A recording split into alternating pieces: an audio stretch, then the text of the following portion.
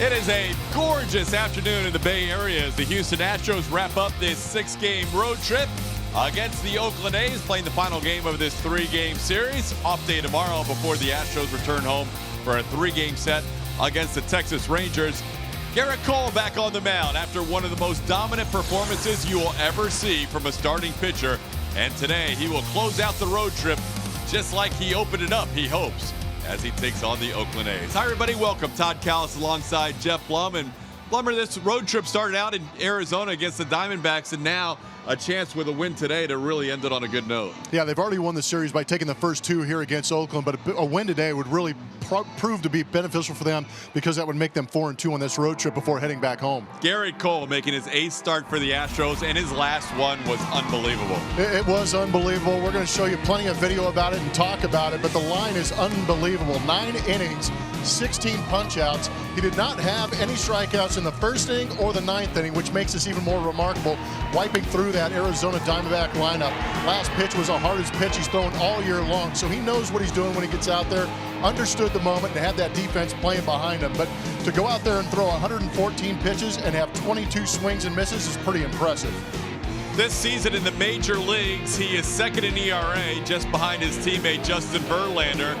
Second in strikeouts, opponent's average. He is top 3 right up and down in all the key categories. And again, we anticipated Gerrit Cole being a nice addition to this rotation, but I don't think either of us anticipated him going out there with the dominance that he has right now. Fastball, curveball, slider is a devastating mix right now. Gerrit got 8 runs of support in his last outing. When we come back, Julian Morales will discuss how the offense has come alive in this series as we roll on from Oakland on a Wednesday afternoon.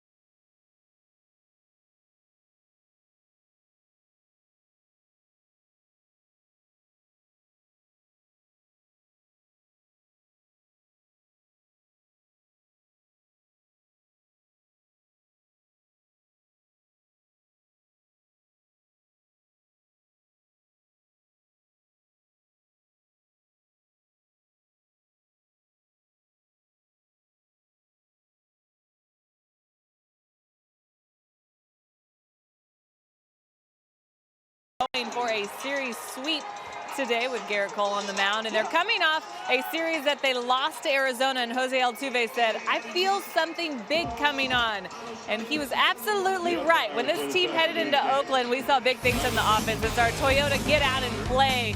It's going to help us show you what we mean by that. How about 32 hits in their last 2 games? They've already won the series, but they want to get some more. We've seen hits up and down the lineup. They put up 20 hits in that first night as they outscored the A's 16-2, but we've seen everyone get a piece tonight, get going at the plate. It's been good to see because it's been so inconsistent all season long. It's been good, but they've been frustrated with the way they haven't just been able to put consistent quality at-bats together each and every game. On the road trip, though, we've seen some guys go off. Springer, Marwin, Yuli, all having some great at-bats as well here as of late. George, of course, with his historic performance, guys. The 6 hits the other night doesn't hurt your average on a road trip, but it's been good to see these guys get going because these guys are spread out amongst that lineup, TK.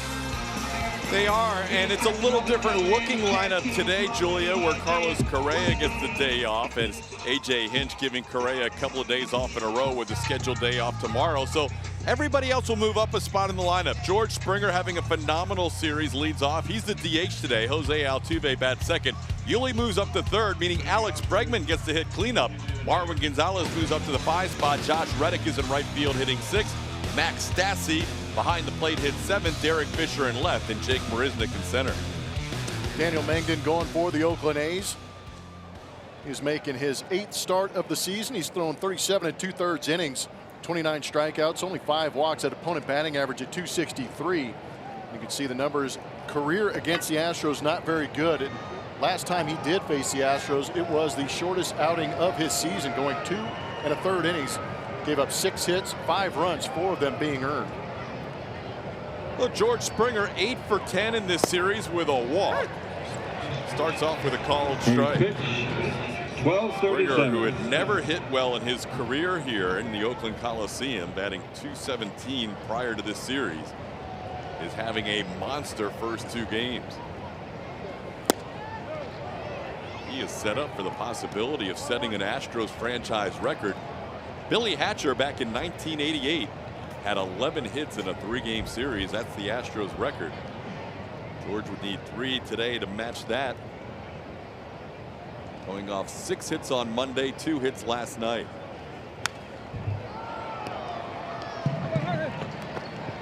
Mengden will do that little double delivery, if you will. It kind of throws off the timing of a hitter.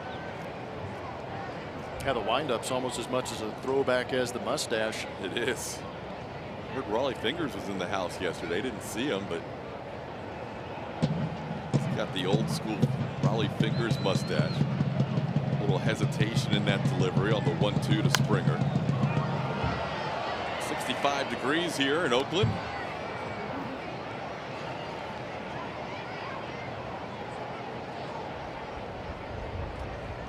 Mengden's got a fastball. Go to that slider and curveball next. The changeup is his 4th option. Fastball averaging 92 miles an hour this season.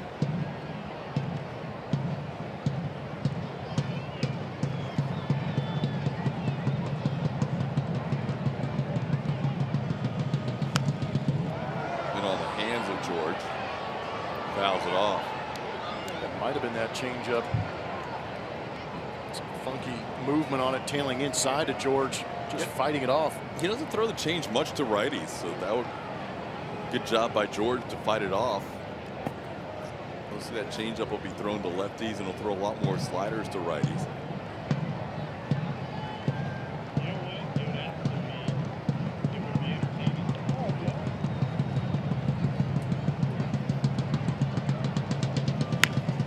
On the ground towards third, Chapman. Good defensive third baseman makes the play for the first out. And that's how we start this one. Batting in the second position, second baseman, number 27, Jose Altuve. Here's Jose Altuve. Heard Julia mention a little while ago, he felt like good things were about to start happening for this team. He couldn't be more right with this series. 32 base hits so far the first 2 games.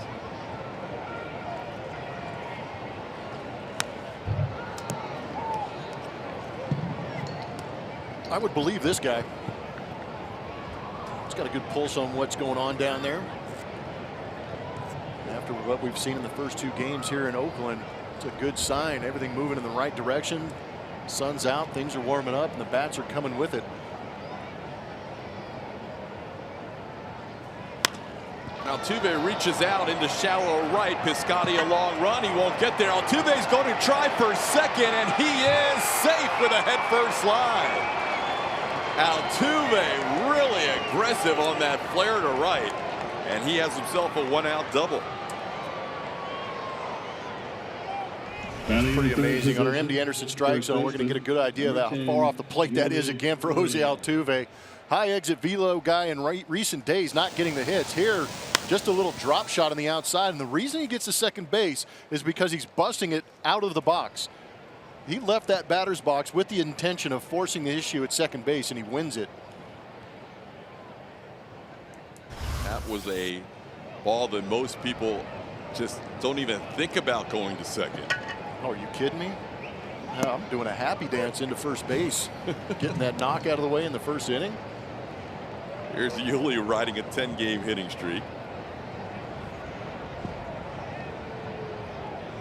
Yuli moves up to the 3 spot today. In that 10-game hitting streak, he's batting .366. And he's moved his average up 66 points from 220 to 286. On the ground towards Chapman. Altuve has to stay put at second. And Yuli is retired for the second out of the inning.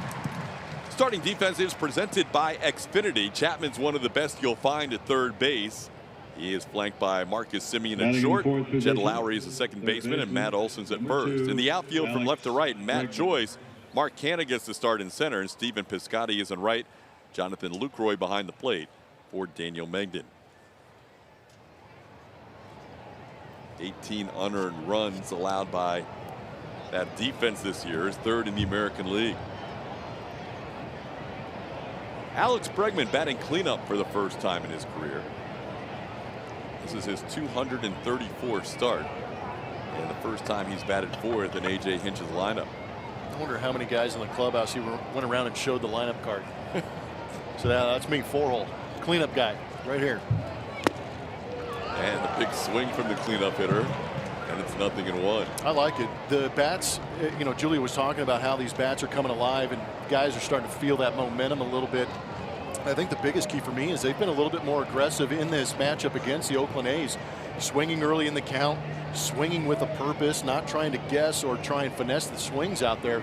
They're letting it go, and in the last 2 games, there were 4 strikeouts in the first game, 5 strikeouts last night. So in 2 games, only 9 strikeouts for the Houston Astros hitters. That tells me that they are being aggressive early in these counts and not getting to those 2 strike counts where they have to chase. Alex laid off that one. It was called strike on the inside corner. A.J. Hinch deciding today not to move Altuve down and let Bregman go back to that second spot in the lineup. He said he kind of likes the sequence in the order. Yuli in front of Bregman, Bregman in front of Marwin, all the way down, so he didn't want to mess with that.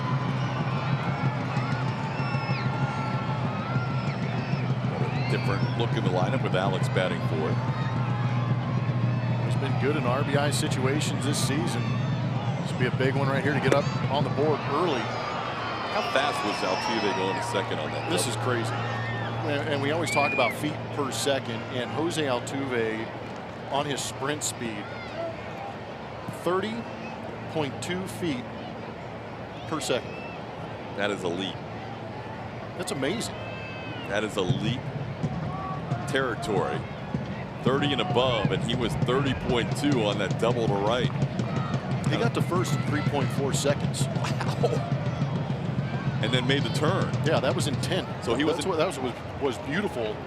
Is at home to second, it ended up being 7.7 seconds. That is flying. Yeah, but 30 feet per second. That's getting down the line at 3 seconds. MVP over there in scoring position, but Bregman down in the count 1-2.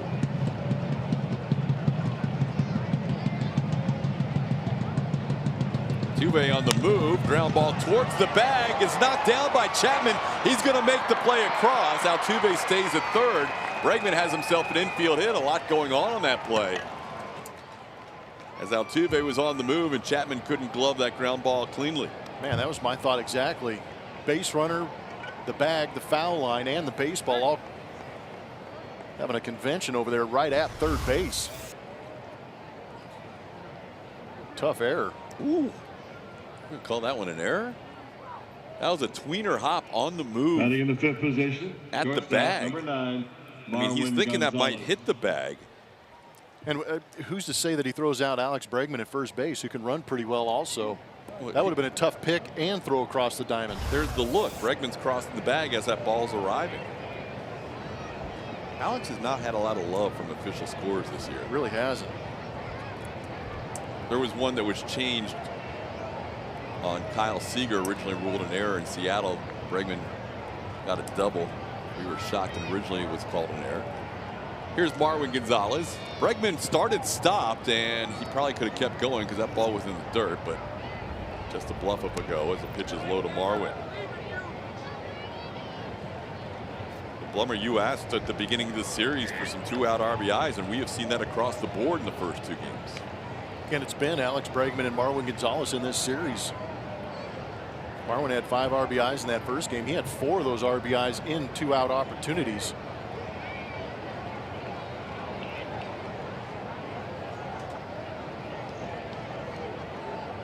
Marwin 18 runs batted in his last 18 games. He is now on a pace to almost drive in 100 on the year.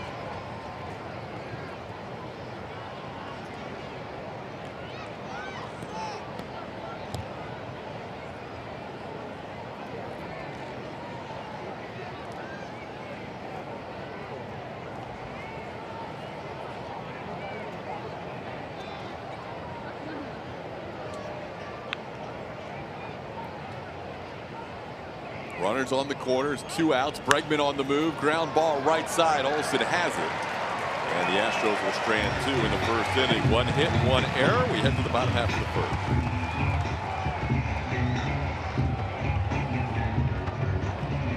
A's fans, relax and take.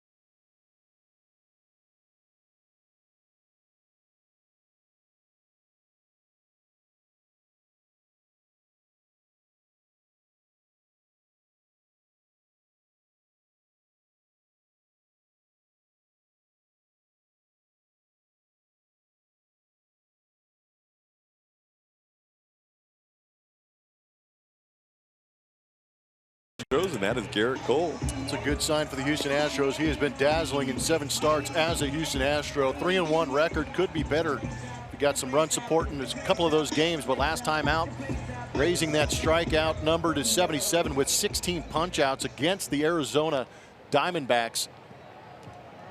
Just extremely good numbers across the board, and I'm excited to see him go out there and try and back up that start that he had against Arizona. In 5 of his 7 starts with the Astros, he has struck out at least 11. He did that twice with the Pirates in 127 outings. Here's the A's lineup this afternoon. Marcus Semien leads off, followed by Matt Joyce and Chet Lowry. Chris Davis DHing, the 2 Matts, Olsen and Chapman, followed by Jonathan Lucroy, Stephen Piscotty, and Mark Canha. Cole starts out Semien with a called strike. First time ever for Garrett Cole pitching here in Oakland.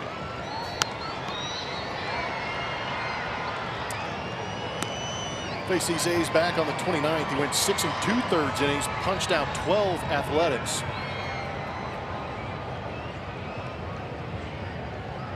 A couple of starts ago, following that start, he struck out 16. You have to go all the way back to J.R. Richard in 1979, the last time an Astros pitcher struck out 12 in back-to-back starts. Semien fouls one back.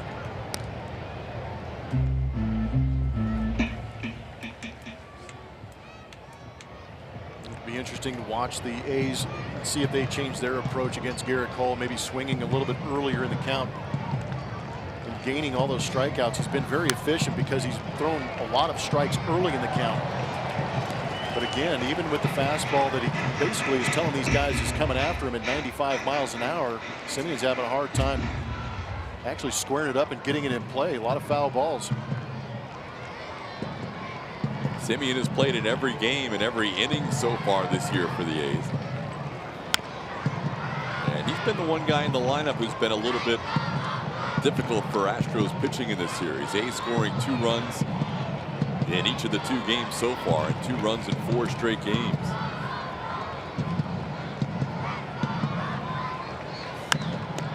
High in the air on the infield.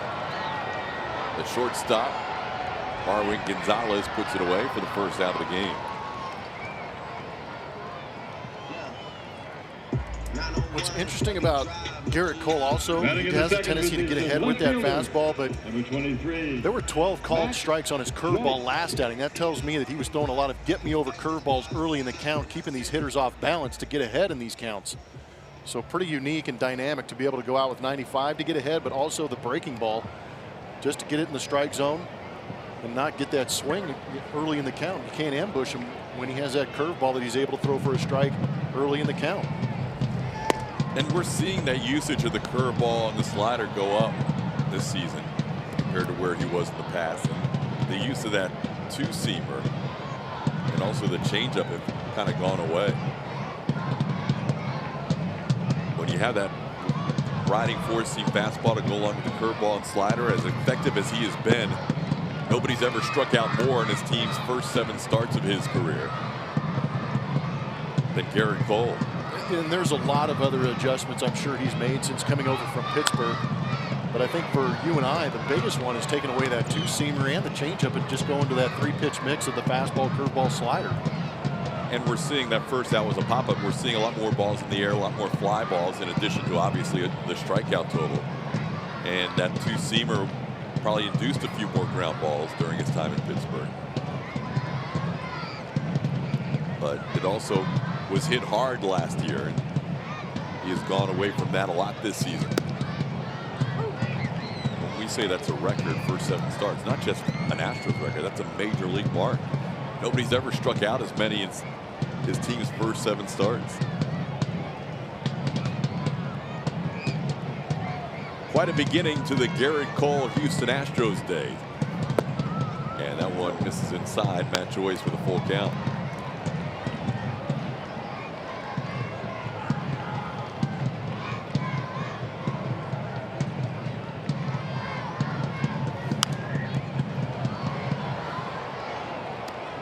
A's team has really been struggling offensively lately. Last 10 games hitting .201 as a team and averaging just 2.5 runs per game, 25 runs in their last 10.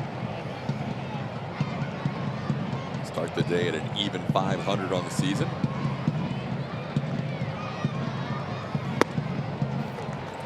Joyce does not chase there and ends up drawing the walk.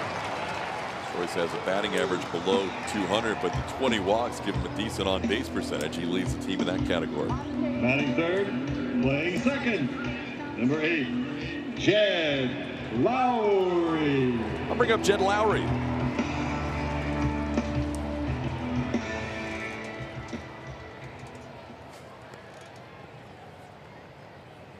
Astros have pitched Lowry pretty well this season. As you can see, 2 for 15 overall. Lowry coming in batting .340. .345 as a left-hand hitter. And he takes a strike from Cole.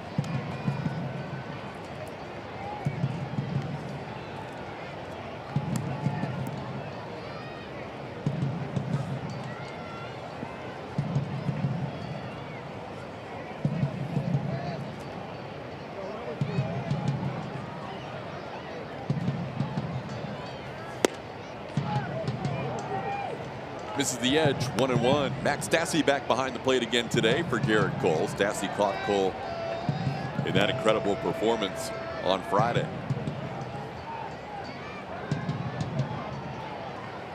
Not only was it Garrett Cole's first shutout in the big leagues, it was also the first shutout caught by Max Stassi.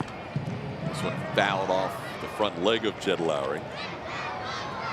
Probably thinking, here we go again. Lowry did that a couple of times with Lance McCullers Jr. pitching last night.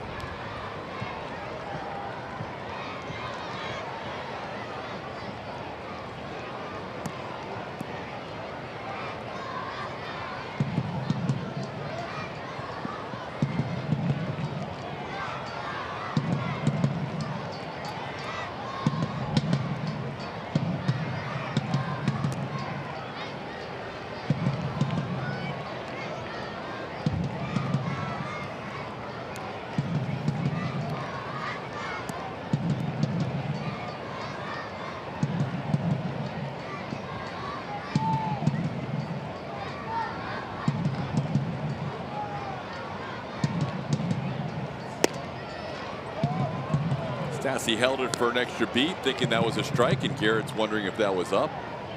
And home plate umpire Marty Foster. Let's see what MD Anderson has to say. Just off that outside edge. I don't think it was up. I think Marty Foster was explaining it was off that outside corner. This is outside again. It's 3-2. So Cole, a couple of deep counts to start this game. Garrett coming off that 114 pitch outing in his last start. Already thrown 19 pitches, about to make his 20th pitch to the third batter of the game. Runner on the move, swing and a miss. Stassi's throw in time. Joyce is out at second base. Strike him out, throw him out, double play. That'll reduce the pitch count as Cole strikes out Lowry and Stassi guns down Joyce.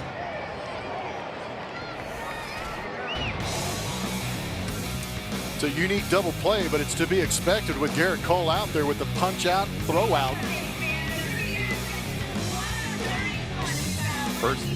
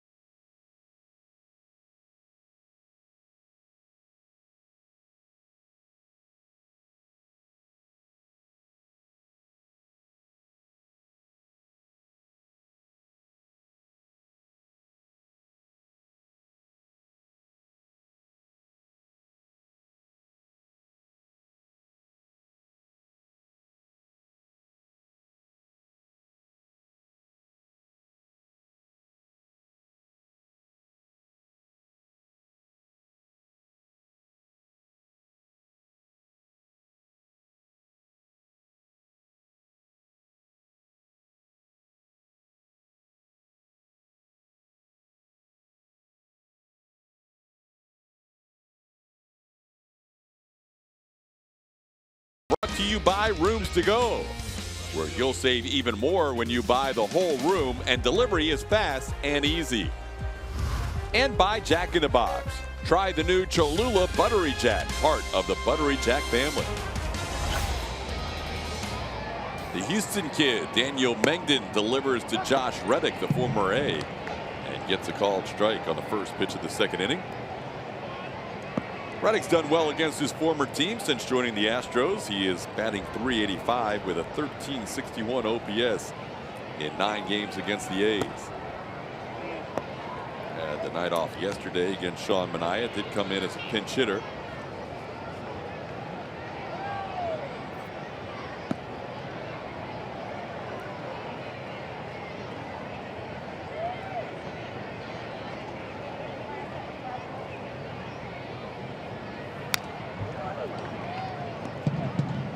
Reddick fouls one back to the screen. It's 1-2. It'll be Reddick, followed by Max Stassi and Derek Fisher. Astros ended up with 2 hits in the first inning. They changed the ruling on the Alex Bregman ground ball. Initially ruled an error on Chapman, the third baseman. But after reviewing the play after the first inning, they changed that to a hit. So the Astros with 2 hits. That was a slow breaking ball, and Reddick stays alive. 71-mile-an-hour pitch. It's that curveball that comes in.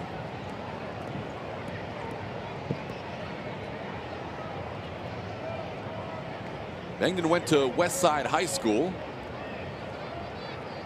in Houston, homeschooled for a while, but ended up at Westside.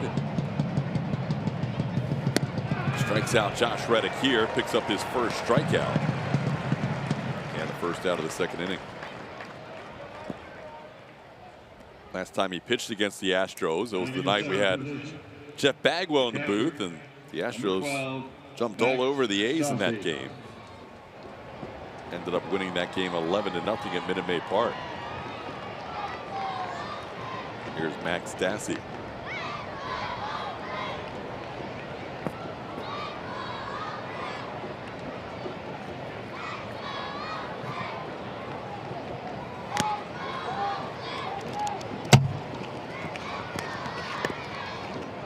Stassi really has the biggest difference in his split numbers this year of any other Astro. He's 4 for 33, batting .121 against right-hand pitching, and he's 9 for 18, hitting .500 against left-hand pitching. Wow.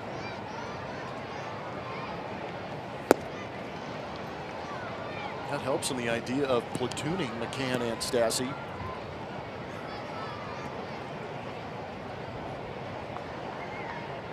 He followed the script at Stassi on Monday night in the first game of the series. Couple of doubles against the lefty Brett Anderson, and then 0 for 3 the rest of the way against right-handed reliever. This one's hit hard, but Chapman on one hop gloves it and makes the play for out number 2. The Astros are excited to announce the launch of the new World Champions Commemorative Brick Program. Enjoy new brick sizes, placement down Champions Walkway, and the option to include the Astros World Champions logo with a personal message on it. Visit astros.com/bricks for more info.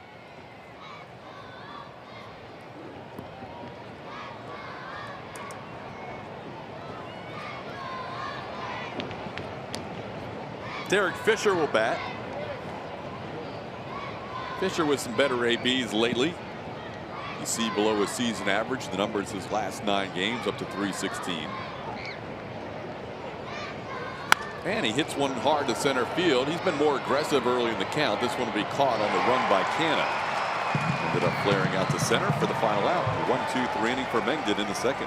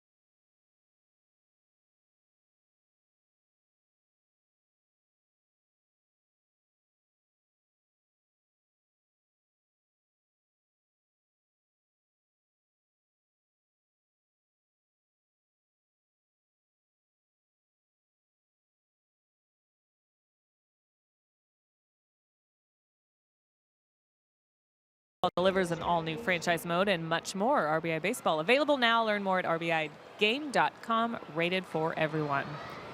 Garrett Cole back to work. The guy's talking about his great start in the Astros uniform. One of those reasons he said, though, after last start was how good his body feels. Physically, he's in a great place. Said last couple of years he's been tweaking what he's been doing on the off season, I should say, and saying that he just kept having the injuries in the same spots, and now he feels like he's figured it out as far as what he needs to do in order to be in the best shape coming into the season. But the direction to the plate for him was really good. He also said that it helps him repeat at a very high level, and we're seeing the results of that already, guys.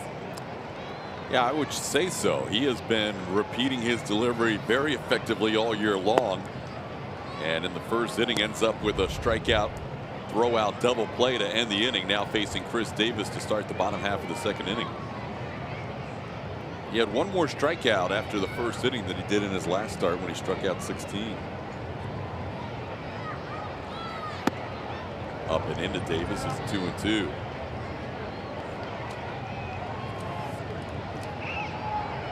Three on the left side of the infield for the Astros. Davis is 2 for 14 against Cole in his career with 6 strikeouts. Up and in fastball followed by a breaking ball away. Davis was able to hang in there and foul it off.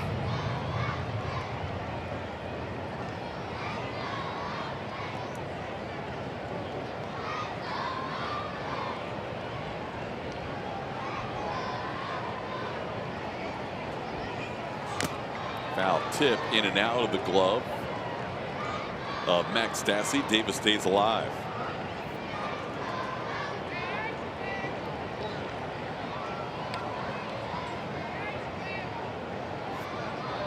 It's been a lot of fastballs early on for Garrett Cole. I think a lot of that has to do with the fact that the A's against 94+ mile-an-hour fastballs are only hitting 190. It's 29th in Major League Baseball. High fly ball to center. Easy play for Jake Marisnick. And he puts it away for out number 1. 1 out.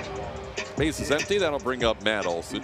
Batting in the 5th position, first baseman. Olson was doing a drill the first day the Astros were in town on Monday, where he and the hitting coach had a net, the screen on the middle of the plate.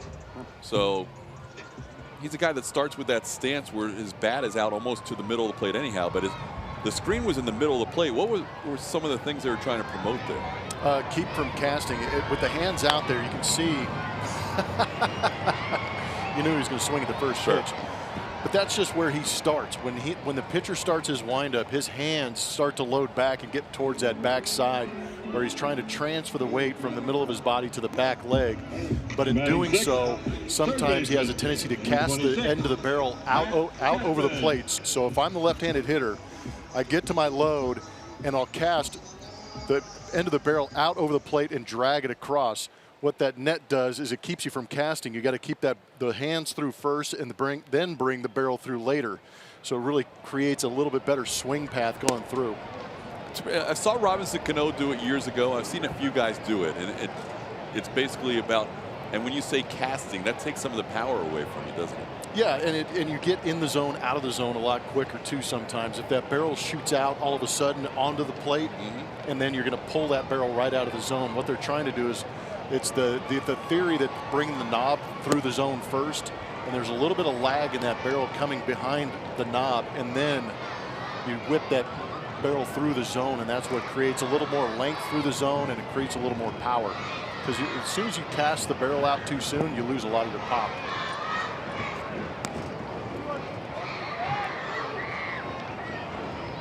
Two and one the count. Matt Chapman the batter. Chapman, like Olson, struggling lately. 2 for 31 his last 9. Early before this series started, Bob Melvin saying, other than Jed Lowry and Jonathan Lucroy, we really haven't had consistent at-bats from anybody else in the lineup. And he knows today's not going to be much easier facing Garrett Cole. Fly out and a ground out in this inning. And the 2-2 pitch just misses the edge. So third full count for Garrett Cole, the first 6 batters of the game.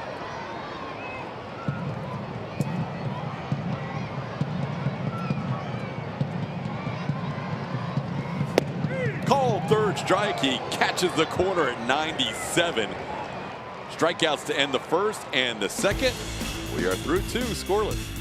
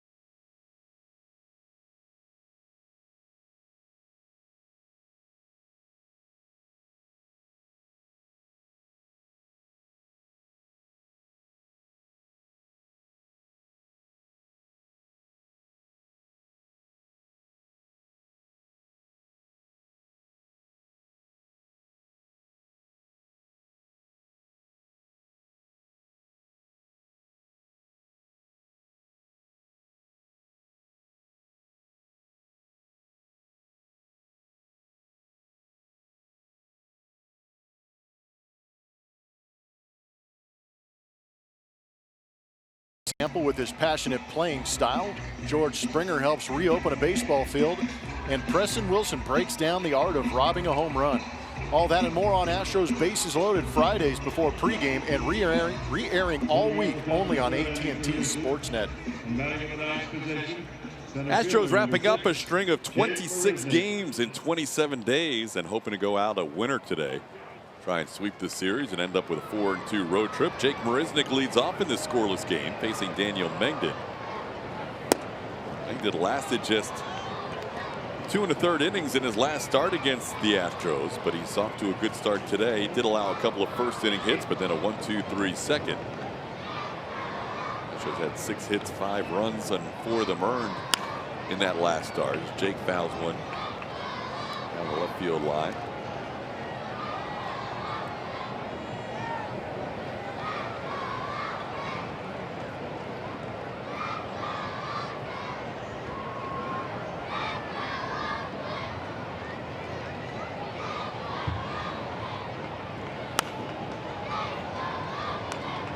Down to the count 1-2. Marisnick doubled in last night's game in 4 at-bats, part of that 2-run inning where George Springer followed with a 2 RBI double. George taking over the RBI lead with that double. Way upstairs from Mengden. It's 2-2.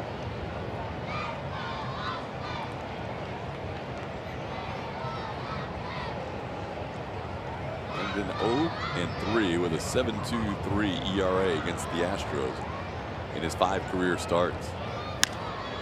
High pop-up on the infield. Olsen, with the sunglasses on, puts it away.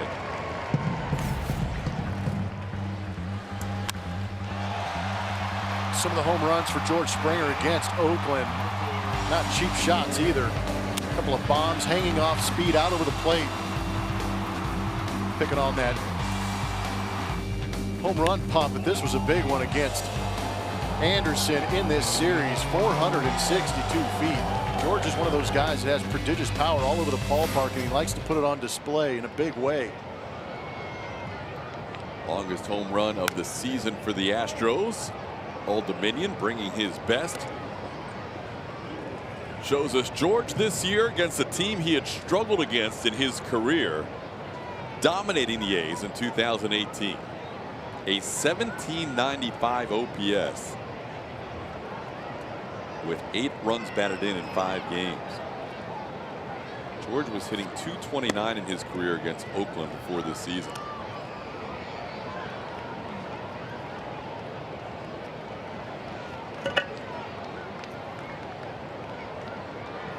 8 for 10 in this series with a walk, leading up to the ground out his first time up. He's 2 for 11 in his career against Mengden with 4 strikeouts. Upstairs, 2-1 the count. George with the second 6-hit game in franchise history to start this series, and the first to do so in a 9-inning game.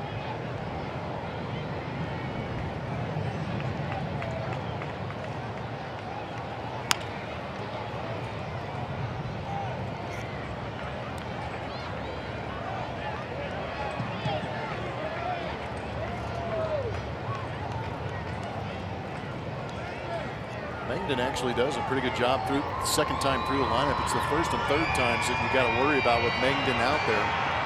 Just kind of interesting. The first time through the lineup, the average is 345. The second time through, it's 155. And it jumps back over 300 that fourth time through the order.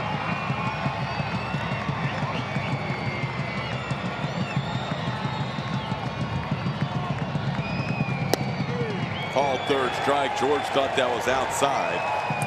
He's rung up by Marty Foster. Mengden's second strikeout, 2 outs in the third. Didn't look like a terrible pitch. It looked very similar to the one that Garrett Cole used to punch out Matt Chapman just off that outside edge. George is a guy that knows that strike zone pretty good. Disappointed with the call.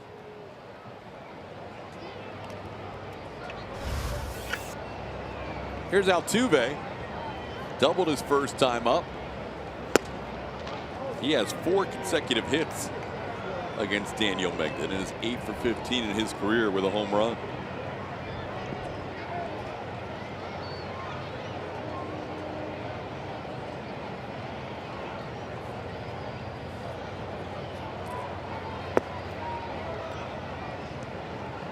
Altuve coming into today tied for the lead in hits in the major leagues with 49. D. Gordon of the Mariners also with 49. Jed Lowry had led the majors coming into this series, but Astros have held him down, and he's at 48 still. 2-0 pitches off the inside corner, and Altuve had 3-0.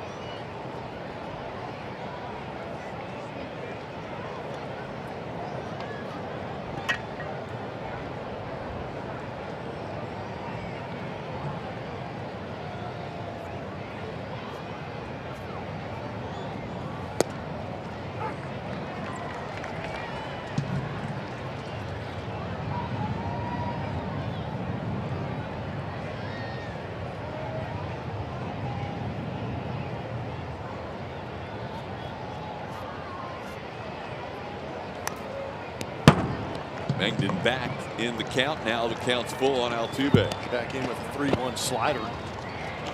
See if he tries to paint that outside corner on Jose Altuve.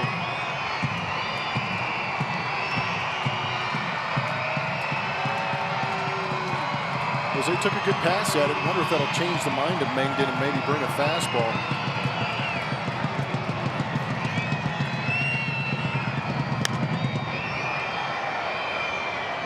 And Altuve playing pretty good defense in a 3-2 count, fouling that pitch off, giving himself another chance.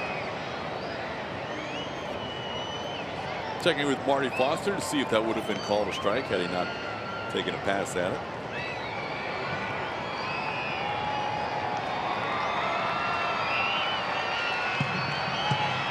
Altuve hit the ball hard all 4 times in last night's game. Only had 1 hit to show for it.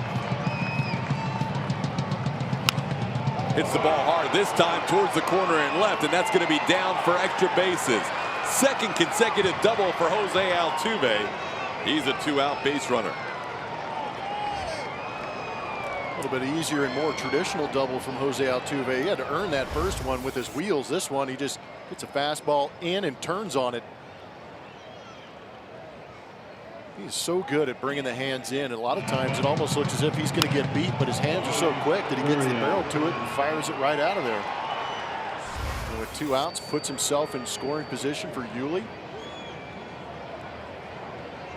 5 consecutive hits for Altuve against Mengden, and now Yuli Gurriel, who grounded out his first time up.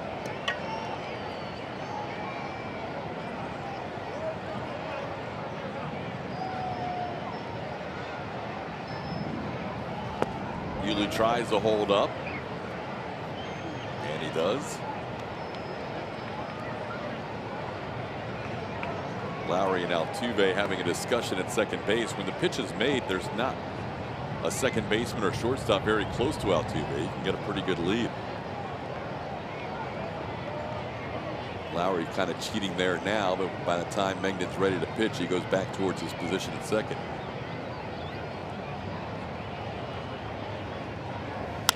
Ball on the ground to Chapman. Same place Yuli hit the first ground ball, and Chapman makes the play again for the final out of the third. So a 2-out double, and we head to the bottom of the third, still scoreless.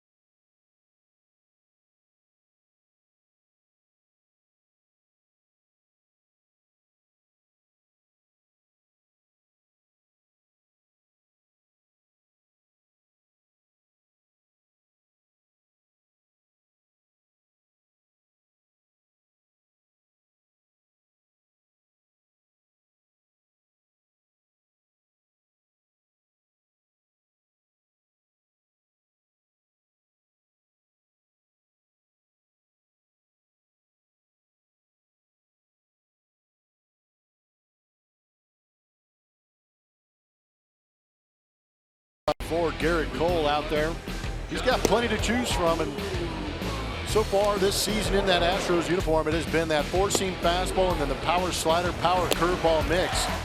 Does a good job of stretching that zone a little bit north and south with the high four-seam fastball for some swings and misses, and then that breaking ball down in the zone creates a very good swing and miss. And we mentioned it last start against the Arizona Diamondbacks, that breaking ball, actually 12 called strikes on it. So he has the ability to throw them for strikes and put them in a spot where he can create the swing and miss. A lot of fun to watch Garrett Cole do some work. Starts off the bottom of the third with a strike to Jonathan Lucroy. Lucroy, one of the hotter Oakland A's, hitting .354 his last 14 games. Breaking ball misses inside. It's 1-1. If you're a little bit squeamish, turn away, but these are some very high whiff percentages against very good pitches. But curveball, 52% as far as whiff percentage, and the sinker's up there. He doesn't throw it very often, but that might be why, because he doesn't get the high whiff on it. Really hasn't created an opportunity for it because he doesn't need it. But 44, 42, and 52 on 3 of his best pitches, that's a high percentage. We get a lot of chase on that fastball too. When he's ahead of the count, he's able to get hitters to expand. He's ahead of the count here on Lucroy. 1-2. Cole with a strikeout in each of the first 2 innings. And he strikes him out here, getting Lucroy to start the third. We got some league leaders, and they're presented to you by Houston Methodist. Strikeout rate this season, Garrett Cole above Max Scherzer, who is a strikeout machine, but at 42%, leading the way in Major League Baseball. Also on that list, Justin Verlander. James Paxton just got himself a no-hitter. He's on that list at 34%, but a couple of Astros in that top 3. Here's Stephen Piscotty. When you see the strikeout percentage or the whip percentage, more specifically on the two-seamer, on the sinker, I mean, that is a pitch that's used to create weaker contact, and I think maybe he'd use that more often as a Pittsburgh Pirate. And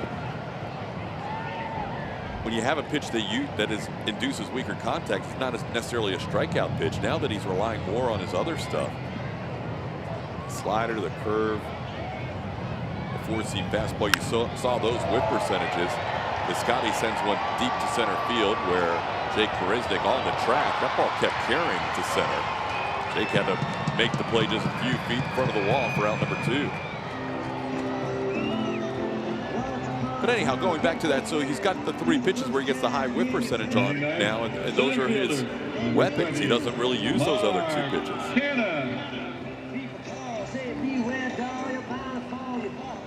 Yeah, I think until people prove that they can get to the other 3 pitches, why change? Julia mentioning how physically he feels the best he's ever felt. Here's Mark Canna taking a pitch for a ball.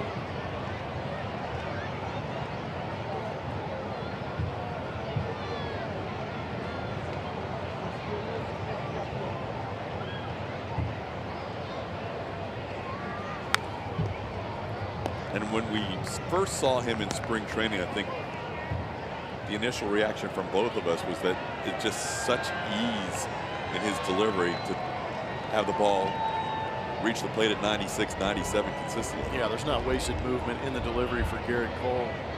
It's interesting to hear Julia talk about the health being a huge factor for Garrett to be able to go out there and repeat, because just like hitters, having a consistent swing and being healthy and not fearing letting that thing go every once in a while is a big key. But for pitchers to be able to repeat and have a consistent delivery with a consistent release point obviously has changed things greatly for Garrett Cole and turned him into a strikeout guy. But everything is tight and downhill. AJ told him in that last start going into the 9th inning, because of his pitch count situation, that he was going to allow him to stay in there as long as he got a 1-2-3 inning. He ended up throwing that last pitch, as Blummer mentioned right before our telecast, at 99.3. His fastest delivery of the season. Ooh, that didn't miss by much. Garrett wanted it. Didn't miss at all. Count goes full. Did he fool Marty Foster as well as the hitter? Fooled everybody. That was nasty. Ooh, give it to him. Are you kidding me?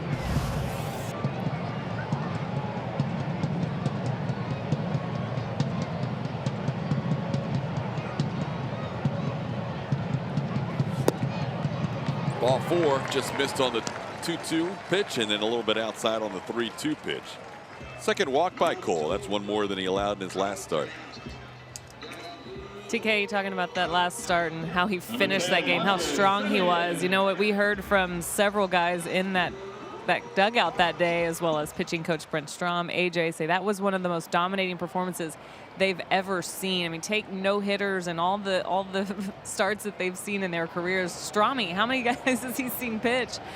Saying this about Garrett Cole, and Garrett said, I had an opportunity to look back a couple of days after, and then I started reading some of the things that were said about that start. He got a lot of texts. He said, I'm just extremely humbled by all of it. He's enjoying the moment. He's enjoying every time he goes out there. But all these records, he says later he'll have to have a glass of wine and reflect and kind of enjoy it. But he was truly honored and humbled by the things that were said about that incredible performance. Yeah, he deserves to sit back and enjoy it, because it was a special night, and one the likes of which we might not see for a long time, if at all. When you combine the 16 strikeouts and the 1 hit and the shutout, that's a combination that's only been done 10 times in Major League Baseball history. 1 hit or less, 16 or more strikeouts, and a complete game shutout.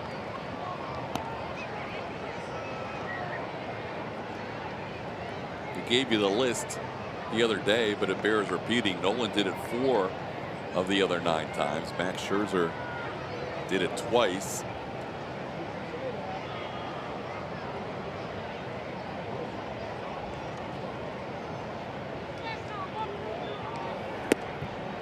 Swing and a miss. Simeon goes down swinging. That is the 4th strikeout for Garrett Cole, and we are through 3 innings in Oakland scoreless.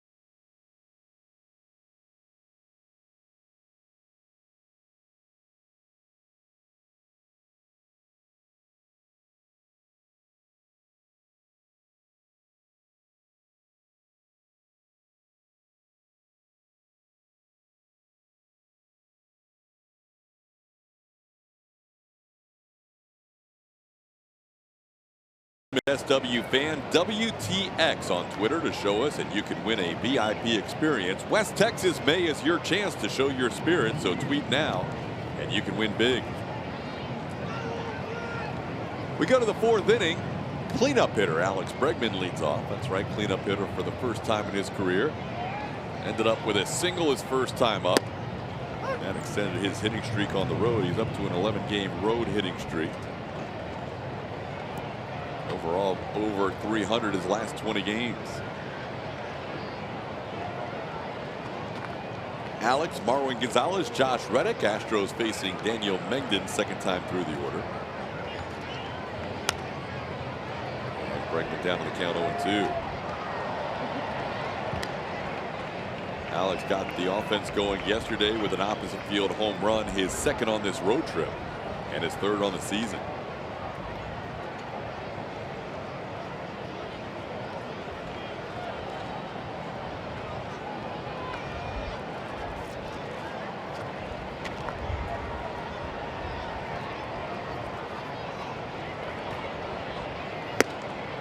Mengden 3 pitches and a strikeout. That's his third strikeout.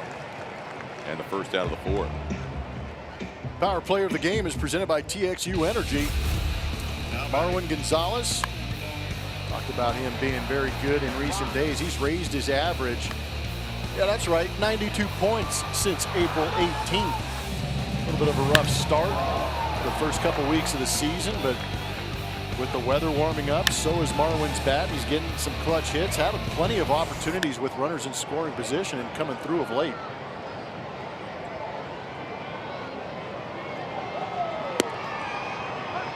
Takes a strike. Ended up with a 5 RBI game here on Monday. That matched his career high. Also had a 5 RBI game against the Rangers last May the 2nd. That included a grand slam.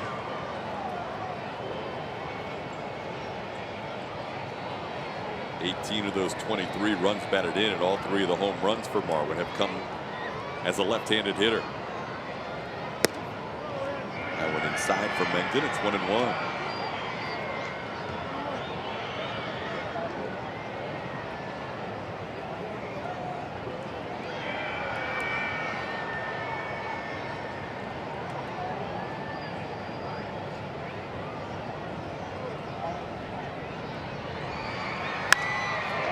In the air to center field. Canna puts it away for out number 2.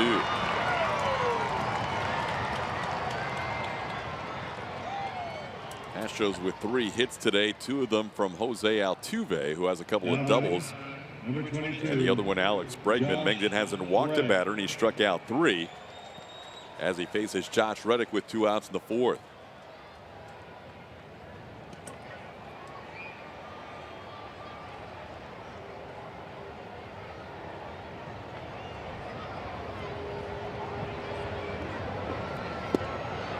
Mengden's a kid out of Houston. His parents, Joe and Beth, were at that outing last time when he faced the Astros at Minute Maid Park a couple of starts ago.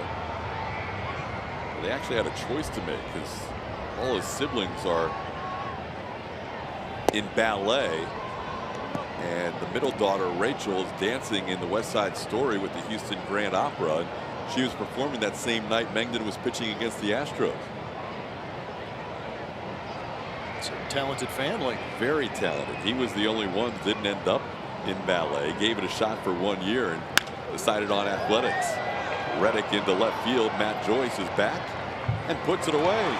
Mengden with a strong 4th. He's had a couple of 1-2-3 innings.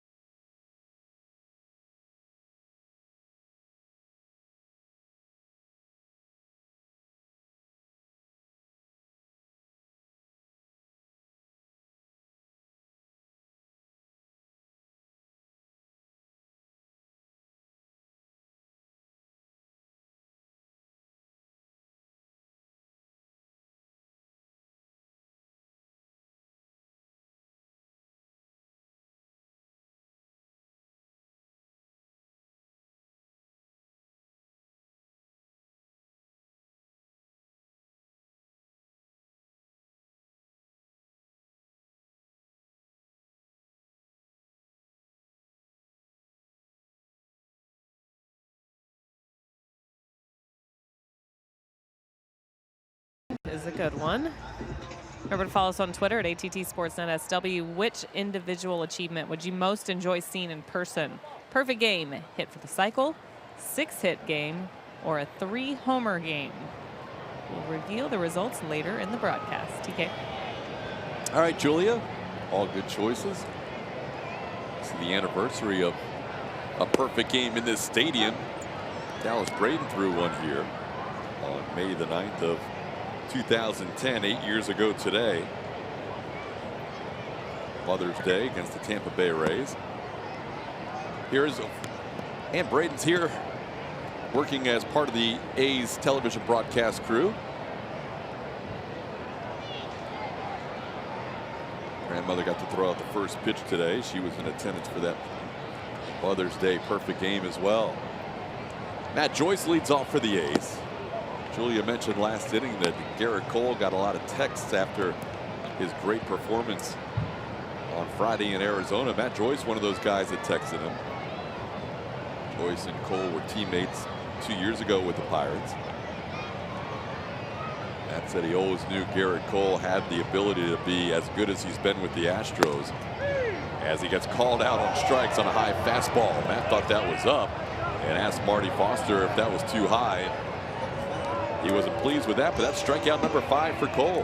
It's been an interesting zone, to say the least, but a lot of pitches down in the zone, and that one barely, maybe barely clipping the top part of that zone. But we've seen some good breaking balls from Garrett Cole, not called down in the zone. Got a gift there, maybe. Yeah, that's one you don't usually see get called strike. Yeah, Matt Joyce, he's a strike zone guy. He's a high on-base percentage guy, doesn't punch out all that much. Much like George Springer, too, another guy that controls the strike zone pretty well as a hitter. He got punched out on a pitch on the outside corner also, just off the edge. Jed Lowry bats with 1 out.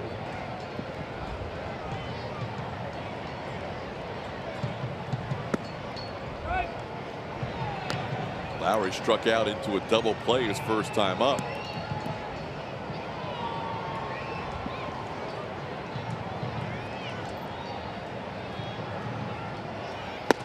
Cole's numbers on this road trip are crazy.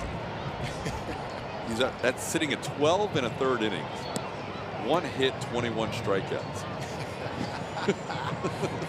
Right? It's a video game. It's ridiculous what he's done so far. As he gets this high fly ball into right field, Josh Reddick is there.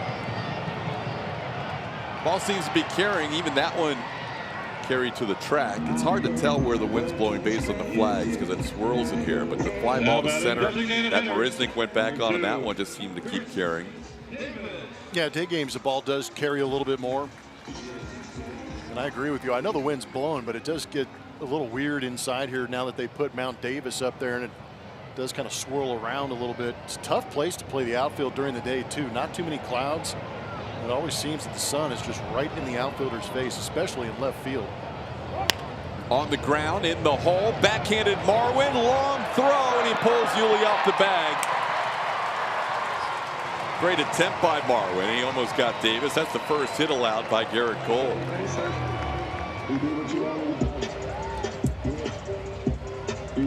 Now batting first baseman, number 28. Pretty good effort. Carlos Correa with the day off, and Marwin does a good job of getting there a little quick and coming up to make the throw. He has a strong enough arm to make that play, just yanked it a little bit, forcing Yuli to come off that bag. That throw's on line. I think they've got a pretty good chance of getting him at first.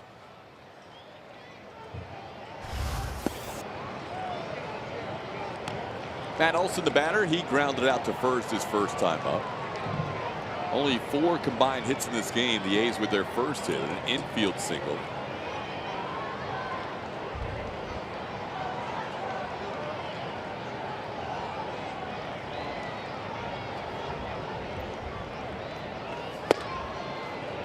Swing and a miss with the fastball, 96. It's 1-1. Olson last year hit 24 home runs in 59 games.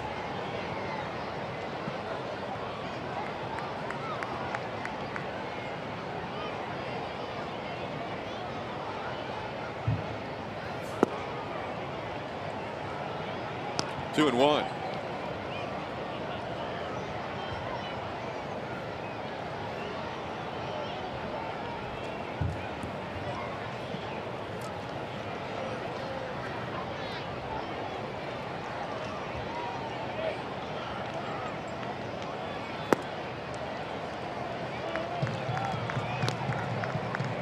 Cole hasn't had to work out of the stretch very much.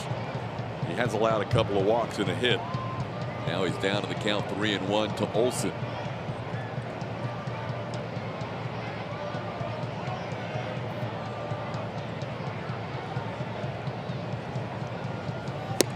Big swing, no contact at 97, and the count's full.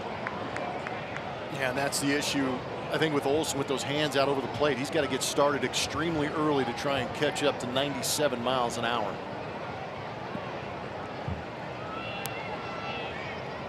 Another full count for Garrett. He had 3 of the first 6 batters with a full count. Now his 5th of the game. Runner on the move with 2 outs, and this is sent in the air pretty deep to left field, but Fisher has a track on it and puts it away on the warning track for the final out. 1 hit, 1 man left on base. We're through 4, still scoreless.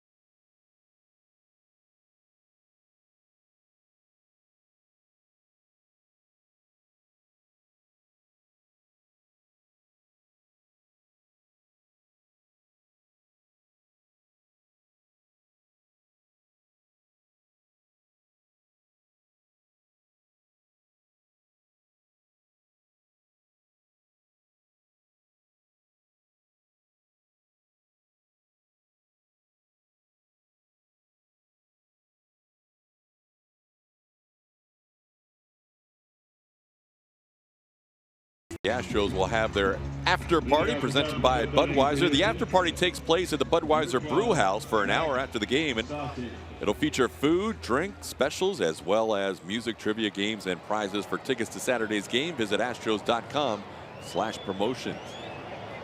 You know, I'm all about the after party. Lummer hanging out at the treehouse in last night's game. And a couple of people concerned on Twitter that you might leave us at some point today. Surprised they weren't cheering for it. You're in for the 9, right? I guess. That was pretty cool. Middle of the game, checking out the treehouse. It was awesome. A little virtual reality home run derby. They have that at Minute Maid Park too. Yeah, the home run derby. I haven't pretty cool. seen it yet, but I'm going to check it out next homestand. Even though it's just a quick 3-gamer. Max Stassi leads things off. It's Daniel Megden. Astros looking for some offense to help out Garrett Cole. Cole's allowed 1 hit through 4 shutout innings. Daniel Megden has allowed 3 hits through 4 shutout innings. Speaking of Twitter, Megden, who's from Westside High School, got a team picture from one of his buddies. Saw that. Westside Wolves. Our Twitter family on Twitter Tuesday last night was awesome on their game. They like these West Coast games. I don't know if they love them, but they like them enough to. We got a great response on our Twitter Tuesday. They love whatever the Astros win, whether they're Central or West Coast. Stassi out of play, stays 1-2. Bigger crowd today than we've had the first 2 days. A lot of imports. Part of that was a school promotion prior to the game. There is the Westside Wolves team picture from Daniel Megden's freshman year.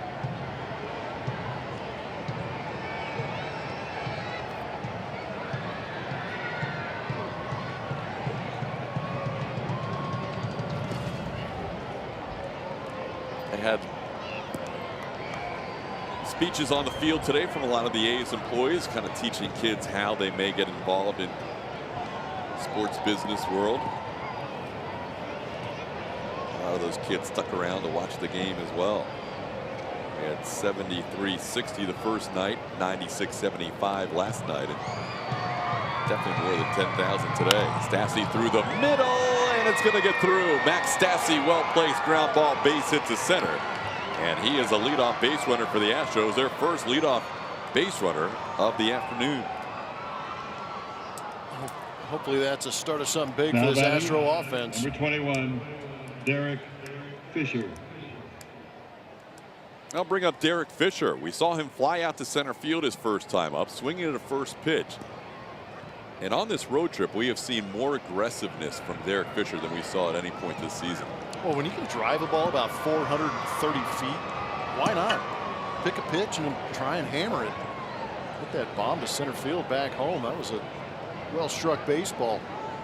Try and get yourself in that position on a at-bat to at-bat basis. That'd be nice. Another first pitch swing. This time Olsen knocks it down. Stassi able to get to second. Nice play by the A's first baseman to keep that in play and record the out. Took a pretty good play because that ball was hit well. Now batting, number 6, Jake Marisnick. One out, runner in scoring position for Jake Marisnick.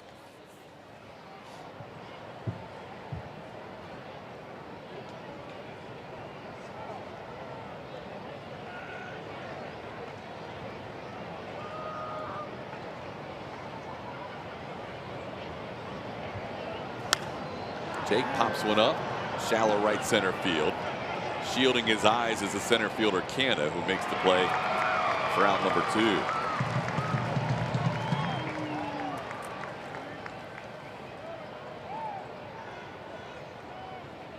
Now batting, number 4, George Springer. I'll bring up George Springer. He had a big hit in last night's game.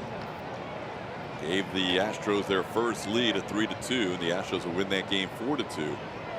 Today, Astros just looking for a run. Cole's want to score that first run of the game, but the way Garrett Cole's been pitching lately, you never know. One run might hold up.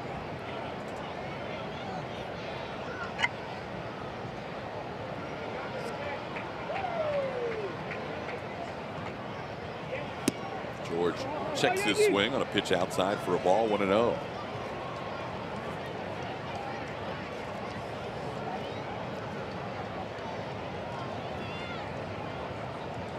Megden's allowed at least 3 runs in every one of his previous 5 starts against the Astros.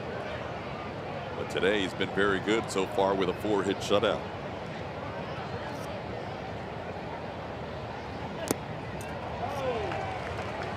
The count to George.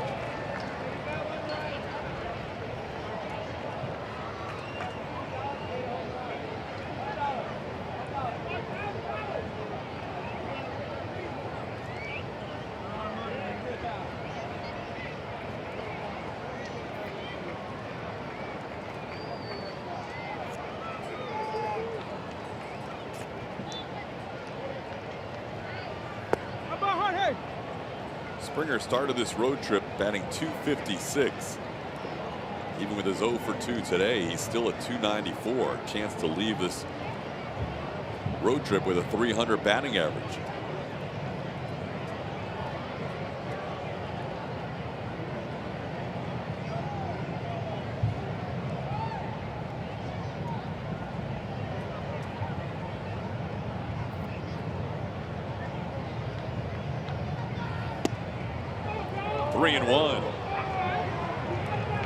Hitters count for Springer, and Megden's had problems with Altuve, who waits on deck. A couple of pitches in this AB that looked pretty good. There was a good slider early on from Megden. That last pitch didn't look terrible, but a good count for George to be swinging in 3-1. Yeah. Last pitch, that fourth one on that edge, down and in. Good location. Didn't get the call from Marty Foster. Take advantage of it.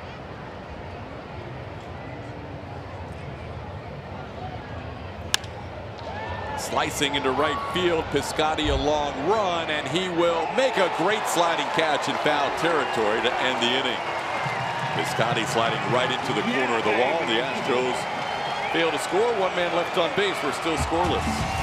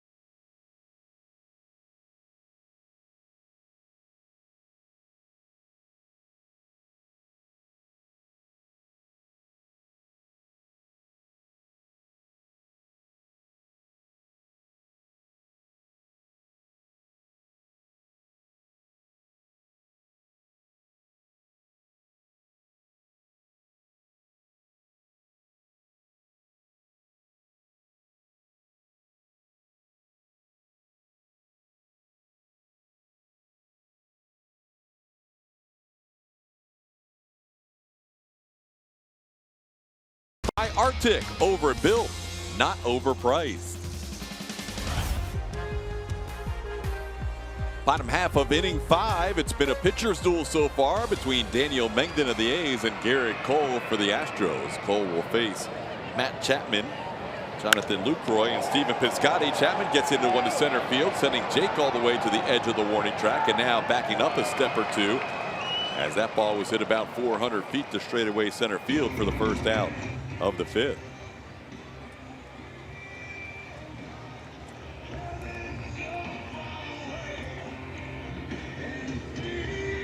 Now batting, the catcher, number 21, Jonathan Lucroy. Jonathan Lucroy steps in. Cole ran in some deep pitch counts in the beginning of this game, and it looked like that pitch count would be a little high as we got to the middle innings. It's still on the higher side, but not as bad as it could have been. It's 67 pitches right now. 1 out into the 5th. Lucroy takes a called strike. It's really been one of the more fascinating things with Garrett Cole racking up all of these strikeouts is how efficient he is in going about doing it. Usually pitchers that go out, some pitchers that go out get a lot of strikeouts, have a lot of pitches out of the zone, a lot of swings and misses, a lot of setting up pitches, but he just continues to attack the zone and get ahead early. He was able to strike out Lucroy his first time up, ahead of the count here, 0-2.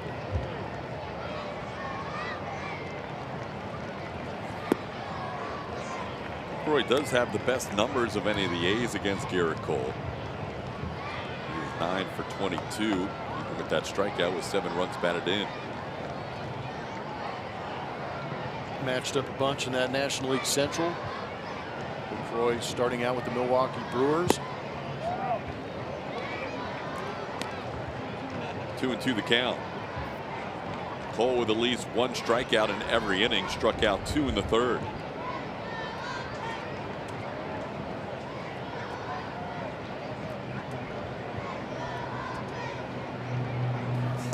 Swing and a miss. 97-mile-an-hour fastball for strikeout number 6. Join the Astros on Saturday the 19th for Faith and Family Night presented by Chick-fil-A Houston.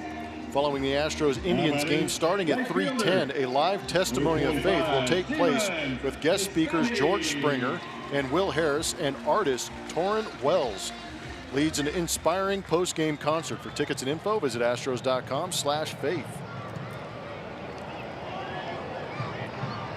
Stephen Piscotty batting with 2 outs and nobody on.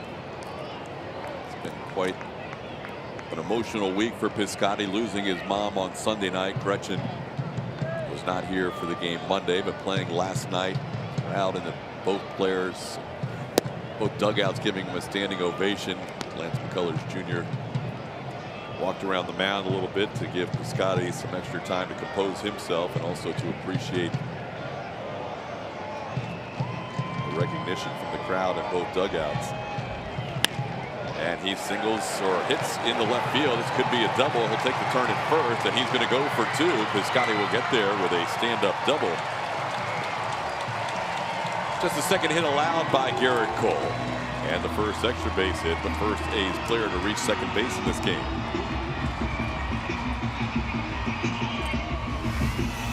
Good swing by Steven, showing a lot of strength just to be on the field and make an appearance, considering what's going on at home.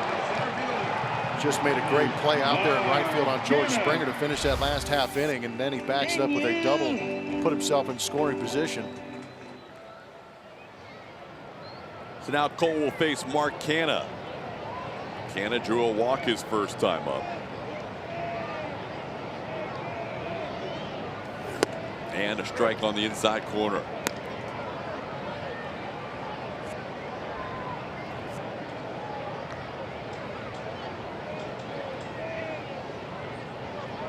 Two hits allowed by Garrett, 2 walks allowed to go along with 6 strikeouts.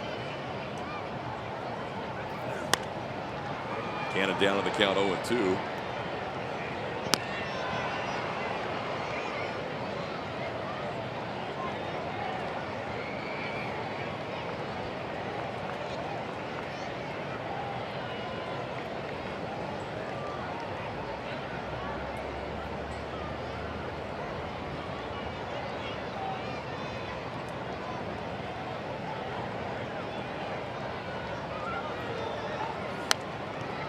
Thing A.J. Hinch has been impressed with Garrett Cole is how much communication during a game he'll have with his catcher. Each pitcher does things differently, but Cole goes over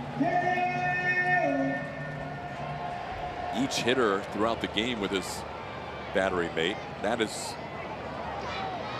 HOUcaring.com/Piscotty, how you can contribute for ALS. They continue to search for ways to combat that insidious Lou Gehrig's disease.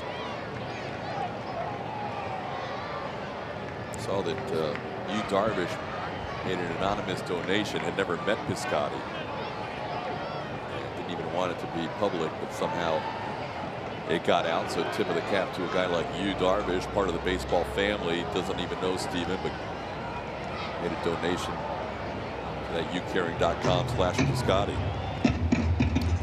Now that baseball fraternity is a family, and good for you, Darvish. I'm sure there's going to be plenty more guys stepping up and contributing. But ALS is something that has been associated with baseball for a long time, going all the way back, like you said, to Lou Gehrig. Meeting on the mound prior to that last pitch as Garrett misses. It's 1-2.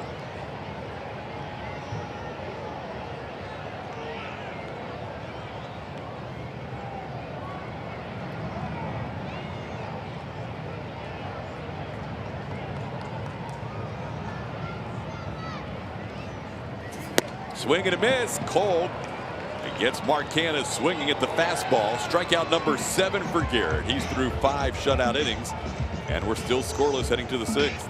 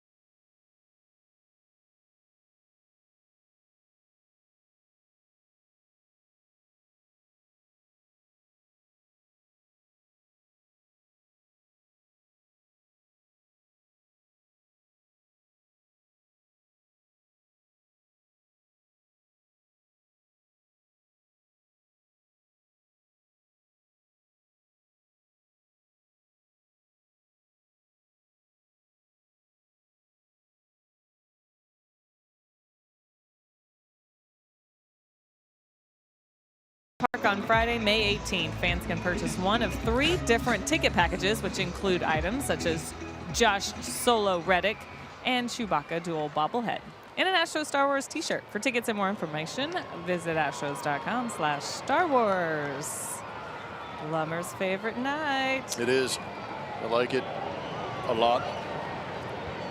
Always entertaining. Everybody dressed up.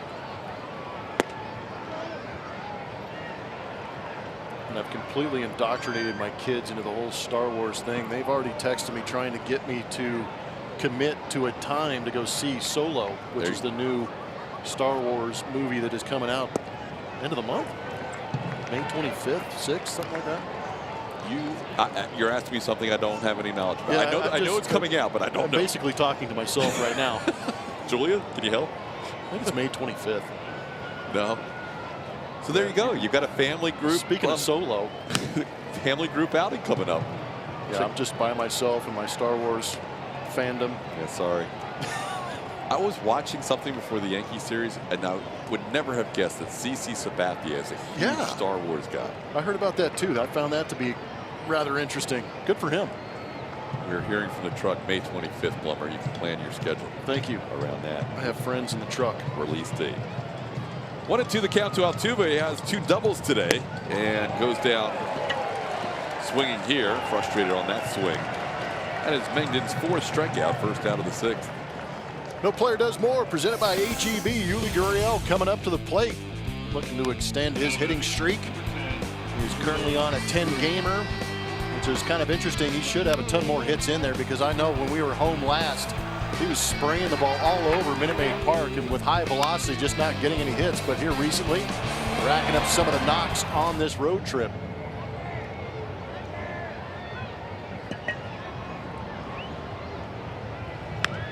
In on the hands. We saw Mengden get hit around last start against the Astros, but tonight, or this afternoon I should say, he's kind of worked in and out and kept the Astros off balance for the most part.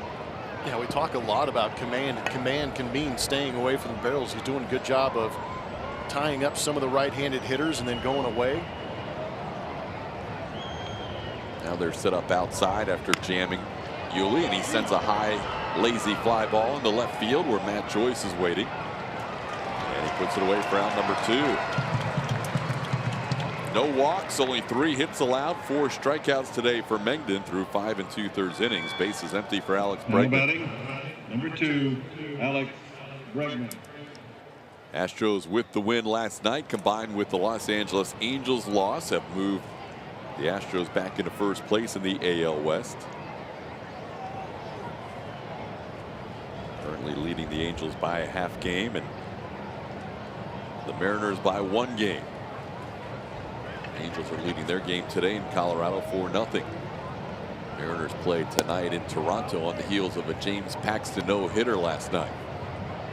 Want to know the count to Alex.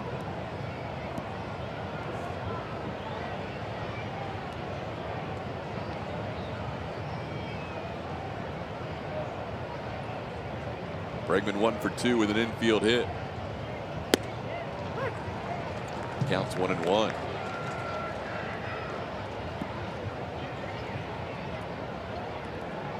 More than 2/3 strikes for Mengden today. 52 strikes out of 75 pitches.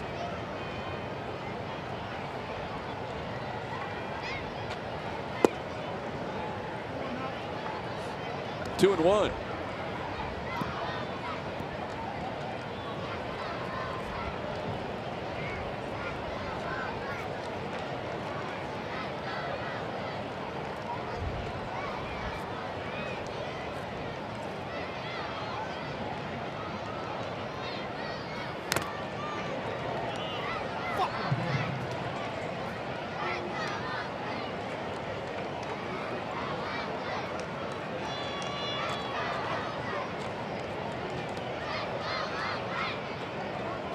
Not only are the baseball teams from Oakland and Houston going head-to-head, but soon in basketball, the Western Conference Finals will feature the team that wrapped things up across the street yesterday. Golden State Warriors, and the Rockets also wrapped things up back in Houston. That should be a very entertaining Western Conference Finals. Yeah, it's going to be a lot of fun. When I say across the street, it's really across the basically a common walkway. Yeah.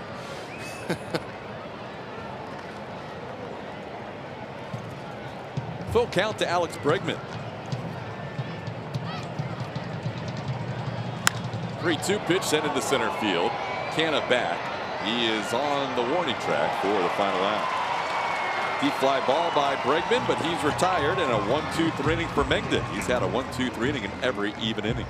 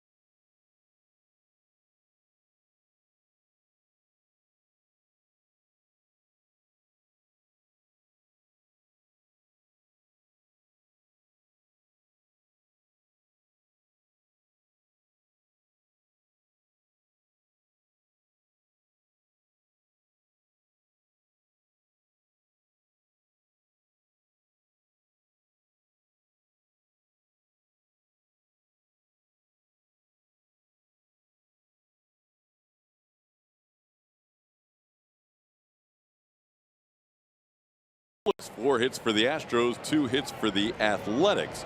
Both teams have had 4 base runners today. Astros with 4 hits, no walks. A's with 2 hits and 2 walks. As Marcus Semien takes a strike, it's 0-1. Top of the order facing Garrett Cole, Semien, Matt Joyce, and Jed Lowry.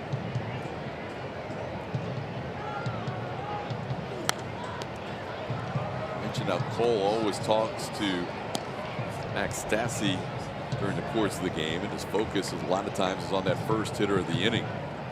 He's done a good job with the leadoff hitter today. Getting Semien to start the game, and they are 0 for 5 overall. Make it 0 for 6 on this pop-up. Not far from the first base coach's box. And that is out number 1. Residing in that first base coach's box is a guy who is very special to one Jose Altuve. With more on that, here is Julia Morales. Yeah, TK, the Shiner Box spotlight falling on the connection between Al Pedrique, the first base coach for the A's, and Altuve. Pedrique's been in baseball for a long time, 41 years. He's scouted, he's coached, but he was special assistant to the Astros when a group around 30 players or so were trying out in Venezuela, including 16-year-old Jose Altuve. And what stood out to Pedrique that day was his ability to be a leader. He was already a leader. His heart was standing out to him, told him, I'll show you I can play.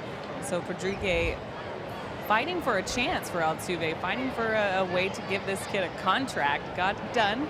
Altuve didn't negotiate, was willing to sign because he just wanted to play the game. And so the rest is history. We all know the rest of the story, but the connection is strong between these two. The relationship is good. Altuve constantly giving him credit, but Pedrique will say, you know, I may have helped in the beginning, but everything else has been Altuve's drive and his heart that's gotten him where he is today. Ball sliced into left center field for a base hit. Cutting it off is Fisher. Matt Joyce has himself a hit. That's the 3rd hit allowed by Garrett Cole. Going back to Julia's story, you know, at any point in any tryout camp, somebody of Altuve's size is going to have a difficult time making an impression. And I think especially when you go outside of the United States and you're in Venezuela, you really have to rely on somebody who you trust and have faith in. And in that case, it was the Astros and Al Pedrique. That was very well said. And he believed in his heart, as Julia said, and Altuve had to prove himself at every level. Well, it's tough for a scout or a coach to go into a meeting and go, "What do you see in this guy?" I think he works hard. You know, they want to hear about the talent, they want to hear about the size, the speed, and things like that. Now, Altuve initially, when you first see him, doesn't have those attributes that scream, "I'm going to be an elite athlete," until you see him go out and play the game and work as hard as he does. It was great listening to that interview with Julia before the game with Pedrique, as Jed Lowry bats with a runner on first and 1 out. And then Al basically told his wife, Julia, "Hey, we're not making any plans during the World Series last year," right? Right. He wanted to watch every single pitch of every game. Could not wait to watch him at the biggest stage. And he said he feels like he's his son. They're just so proud. They were proud when he made his debut, proud of him in his postseason run, proud of the contract that he got. Just the ability for him to play at a very high level and do the things that he's done in his young career has just really made Pedrique happy and happy to be a part of his story. But again, I mean, he's so quick to push it over to Altuve and say, I mean, that kid has worked so hard and deserves everything that he's gotten so far. Good stuff. Jose Altuve, a couple more hits today. Pedrique doesn't love when that happens, but Altuve with 2 of the Astros' 4 hits. 1 and 2 to Jed Lowry, and he will hook one down the line, and that is a fair ball on the line. Digging it out of the corner will be Reddick. Around third comes Joyce, and he will score the game's first run on the RBI double by Jed Lowry. Just fair down the right field line.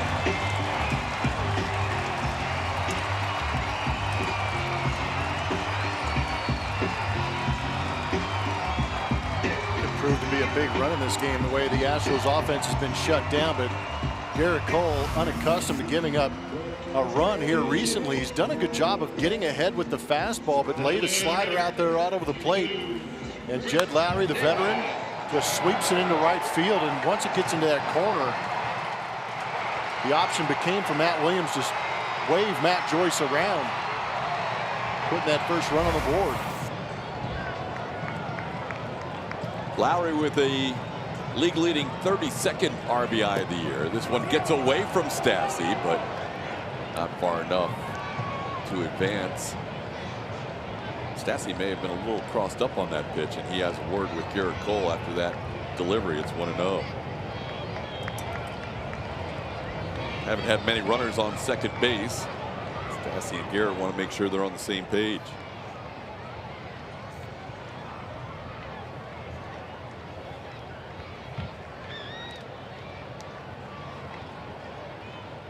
Astros will get the bullpen moving for the first time today. Cole is in the low 90s with his pitch count, coming off 114 pitches in that brilliant performance against the Diamondbacks.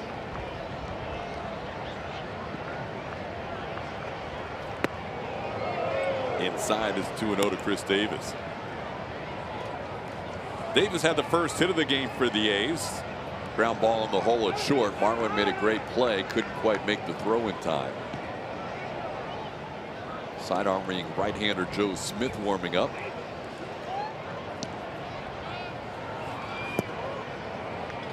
Now it's 3-0.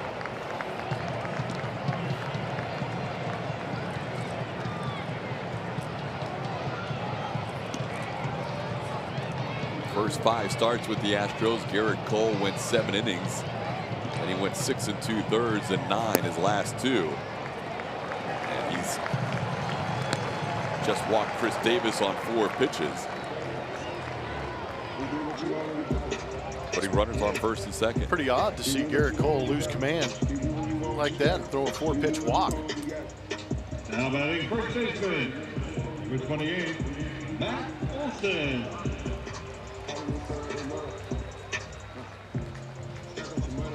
It's like Strami wanted to get out there and have a conversation with Garrett Cole. And he's going to wait now. Just give Joe Smith a couple of extra warm-up pitches, and Strami will now head out to talk to Cole. I started the clock. He is now at the foul line. It took him 9 seconds to get to that foul line. That's what's unique. They should add a little bit extra time here in Oakland just because of the foul territory issue. Where's the bullpen cart when you need it? Yeah, coach cart. Well, on cue, here comes Marty Foster. Not much of a conversation time for Brent Strom.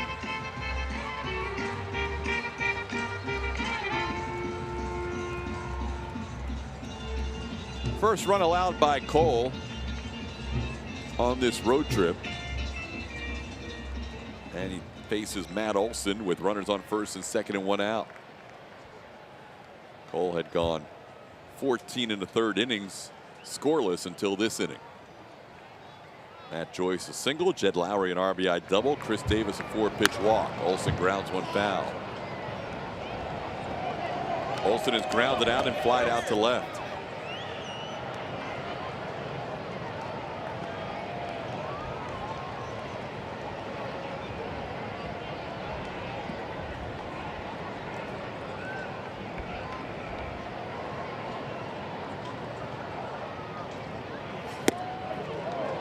Cole ahead 0-2.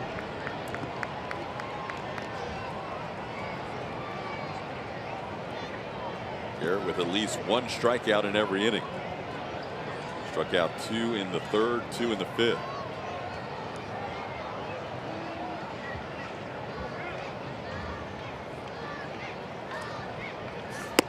Swing and a miss, tried to hold up. Olson goes around. He is frustrated with himself, and that is the 8th strikeout for Garrett Cole.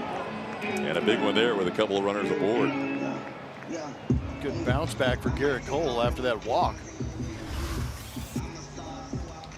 So far, a pretty good visit from Brent Strom. That's that four-seam fastball on our Mattress Firm Supermo, tying up Matt Olson. Couldn't hold it.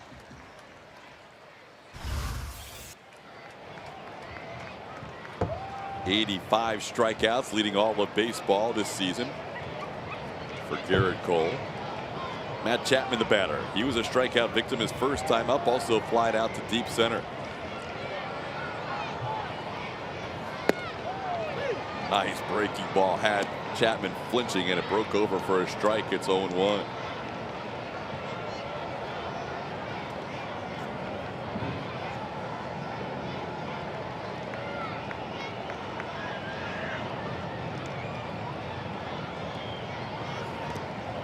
Gets away from Stassi, but not far enough for Lowry to advance. Stassi hopped on it in a hurry.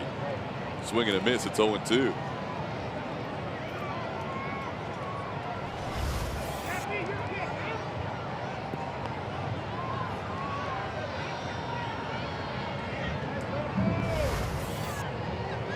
This very well could be the last batter for Garrett Cole if he's able to get through the 6. He's going to be at 100 pitches with this next delivery.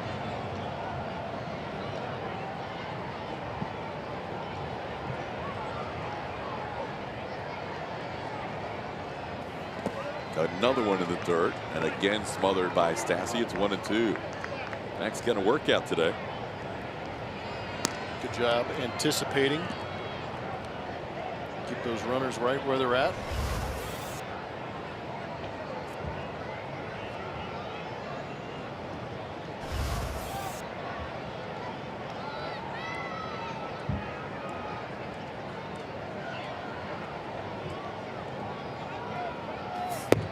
Called third strike. Cole ends the inning with a called third, his 9th strikeout of the game. A's scored the first run on the RBI double by Jed Lowry. It's 1-0.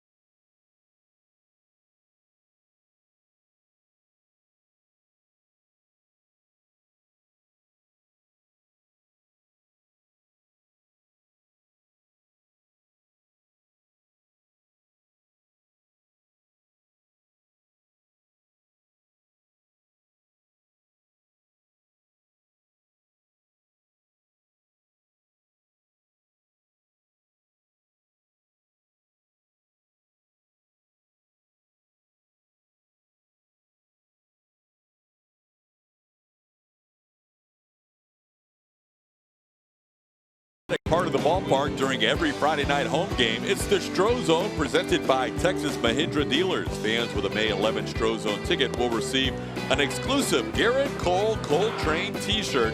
Visit Astros.com/Strozone now to purchase your tickets. Most popular area at Minute Maid Park. This Friday will be the Texas Rangers in town as Marwin Gonzalez leads off the 7th inning. Astros down 1-0.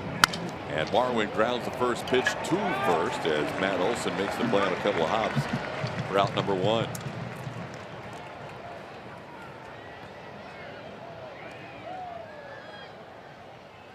We saw Garrett Cole end his outing against the Diamondbacks by throwing a pitch at 99.3 to get a pop-up of Gerard Dyson to complete that one-hit, 16 strikeout shutout.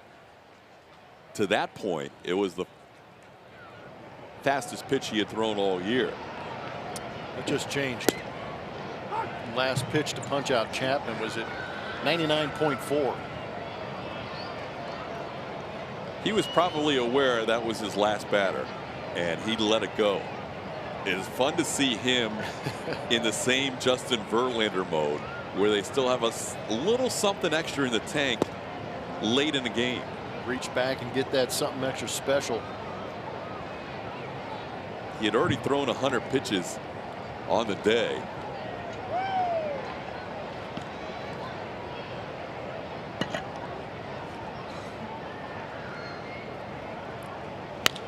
Josh Reddick gets under one, pops it into right field. Piscotty is there for the second out. Time to play that game called Name That Astro, brought to you by Nissan. Here in this day game, the clues are Yes Way Jose, power outage, Arizona timeline. If you know that Astro, tweet it at ATT Sportsnet SW. If you can name that Astro.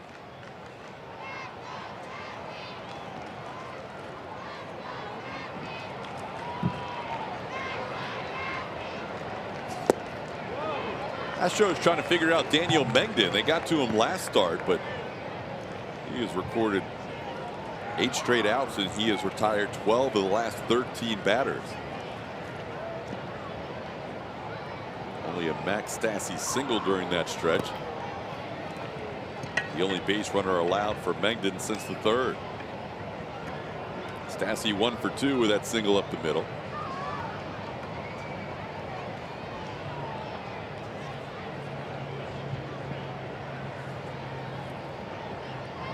Mengden's allowed a run in every start this year. He did go 8 innings against the White Sox, allowing 1 run. Strike called. It's 1-2.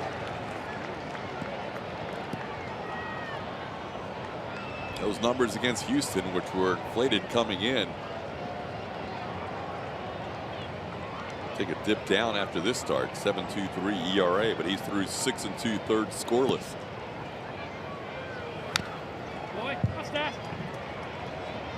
Stassi stays alive. Pitch count still in good order too. 87 pitches for Mengden in the 7th.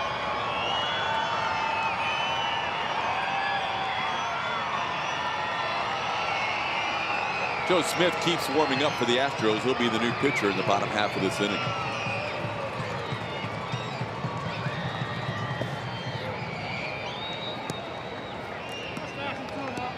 Two and 2 the count.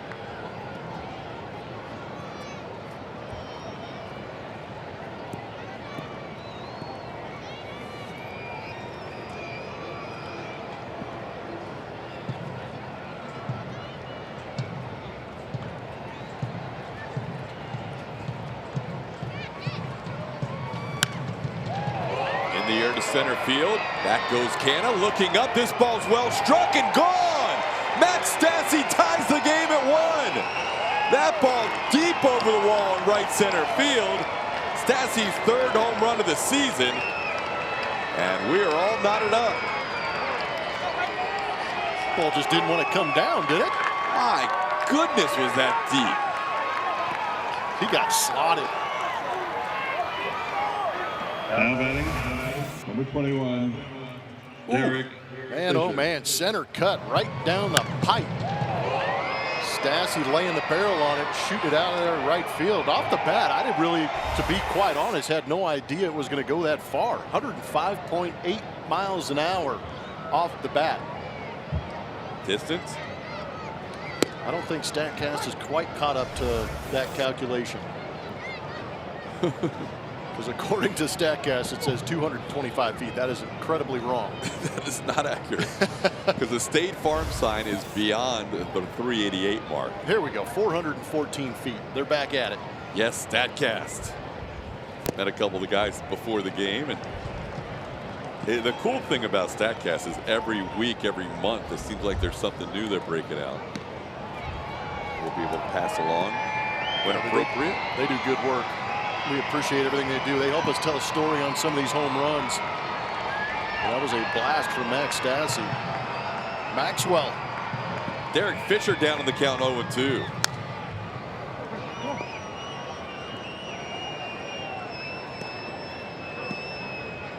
Offense had been pretty quiet for the Astros. Only 4 hits. No walks allowed by Mengden. And then Stassi with 2 outs and the base is empty. Hits the home run to right center. Last 4 runs in this series for the Astros have come with 2 outs.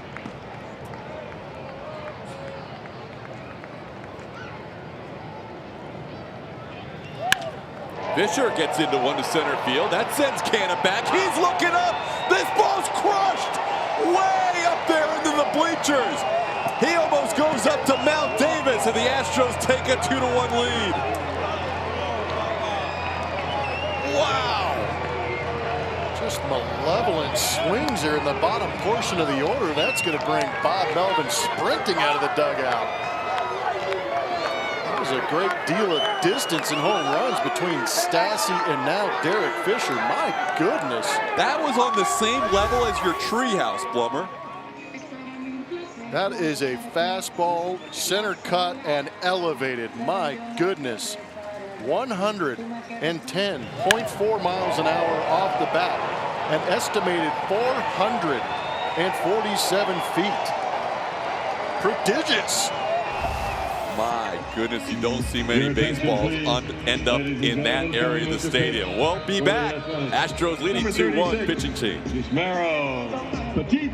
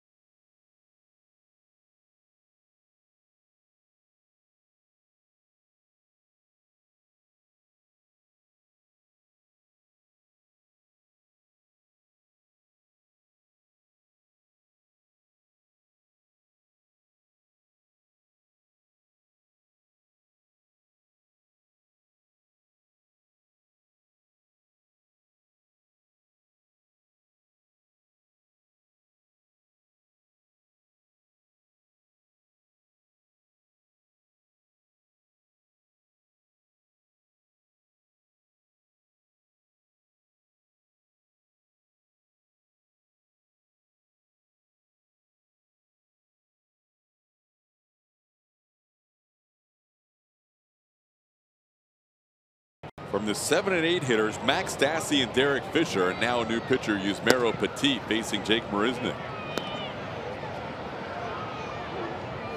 Jake looking for his first hit. He's 0 for 2. That last home run, way up there into the upper deck in center field. And we don't see that many games here in Oakland. We'll have to ask the A's broadcaster. I don't think many baseballs go up there. Back-to-back home runs. 2 swings of the bat. And they totaled 861 feet of power. Jake makes a bid, but he got under this one. Canna shields his eyes and makes the play for the final out. But the Astros take their first lead of the game on the Derek Fisher home run, and they lead it 2-1. Now let's send it to Kevin Eschenfelder and Mike Stanton in our Rooms to Go lounge as we head to the bottom half of the seventh. Oh yes, it's time to get up and stretch it out.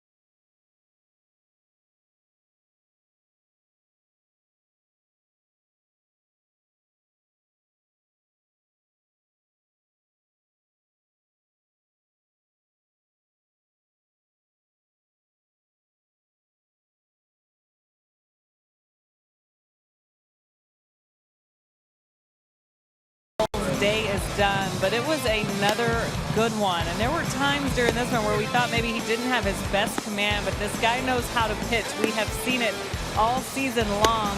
6 innings for him today, just 1 earned run allowed. But with that, knowing how to pitch sequencing is something he's brought up a lot so far this year, and where that success has come from. Had a lot of conversations, or has a lot of conversations with the guys in that starting rotation along with him, including Justin Verlander. A lot of guys have mentioned his name, but I asked Garrett before this started, I said, how much are you guys talking? Well, when is this talking happening? He said, I was in the clubhouse for 3 innings a couple of games ago with Justin, just looking at hitters, and we were going back and forth on how to attack guys and their swings.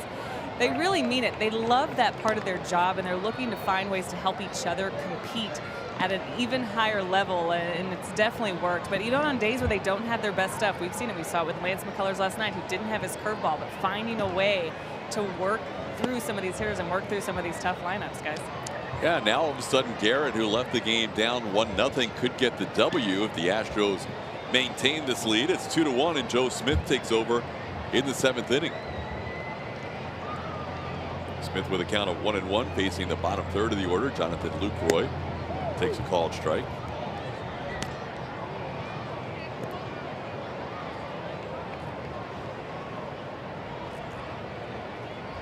Making his 14th appearance. The ERA is inflated, trying to work that back down. That 3/4 delivery with that arm side run and a little bit of a frisbee slider. Who wants this one? Fisher finally uses his speed to get there.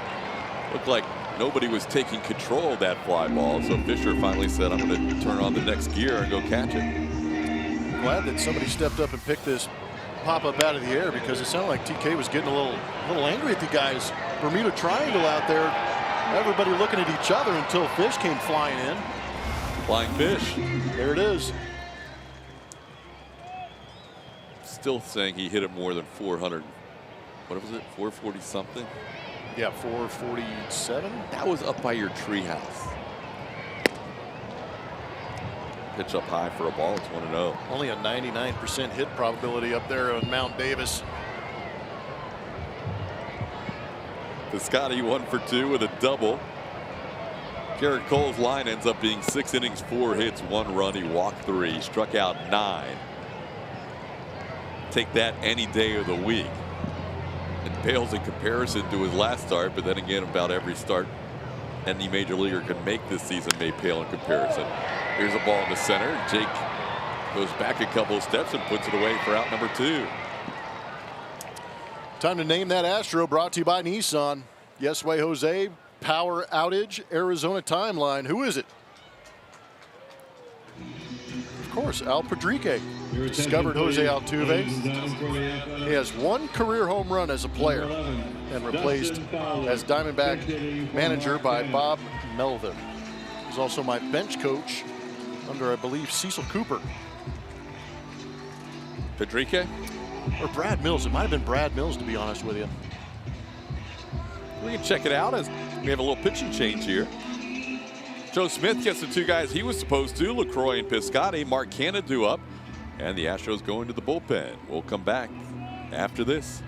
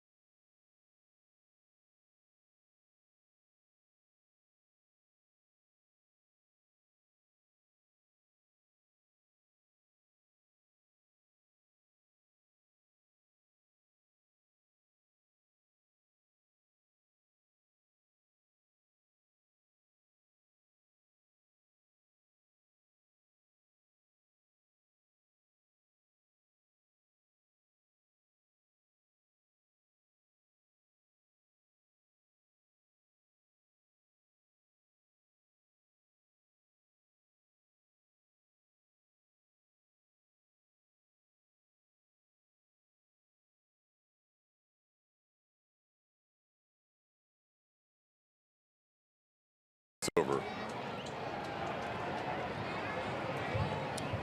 Fastball cuts normally when Will is going good. He also has that over-the-top breaking ball. Can be effective. The reason he's in here is because his career has pretty good numbers against left-handed hitters. Last time he was out there was back in Arizona. Gave up a run in the third of an inning. Dustin Fowler getting a chance to pinch hit, and he sends the first ball towards Altuve. Soft pop-up as Fowler, who was acquired by the Yankees, gets his first A's at bat and hits a soft pop-up to end the seventh.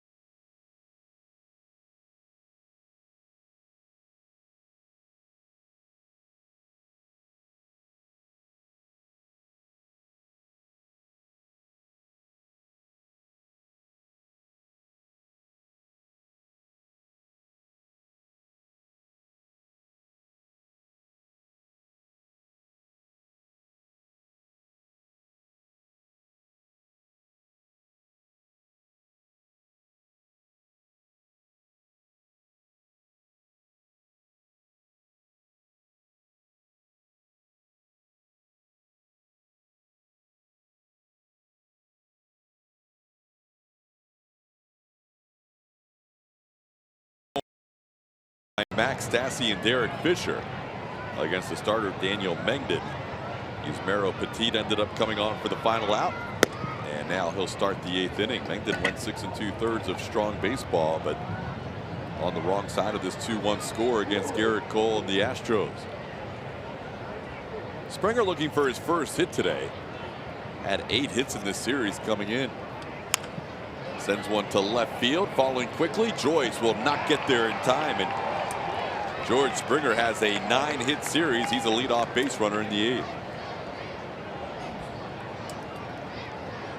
Staying in the game for the A's, who pinch hit in the bottom half of the 7th inning. And staying in center field is the rookie Dustin Fowler.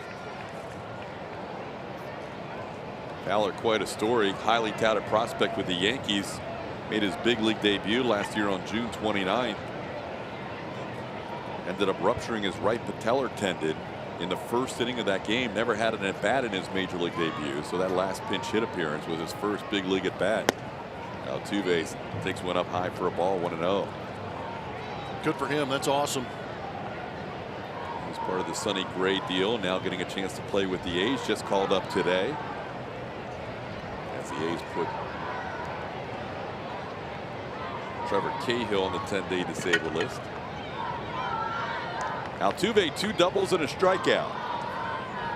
Astros would love to add a run here in this 2-1 game.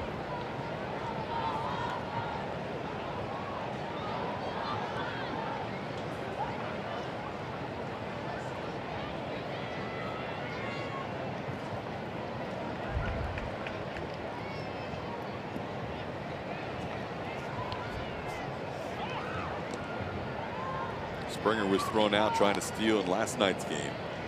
George 0 for 2 with stolen bases this year. Last year ended up the season with 5 steals and 12 attempts.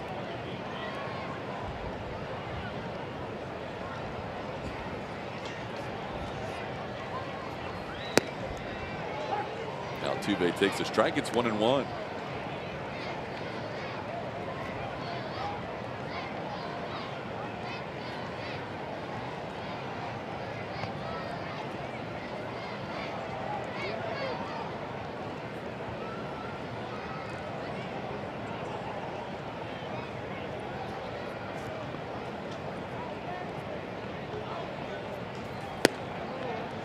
That misses. 2 balls and a strike. Altuve has faced Petit 6 times in his career. He's been on base 3 times, 2 hits and a walk.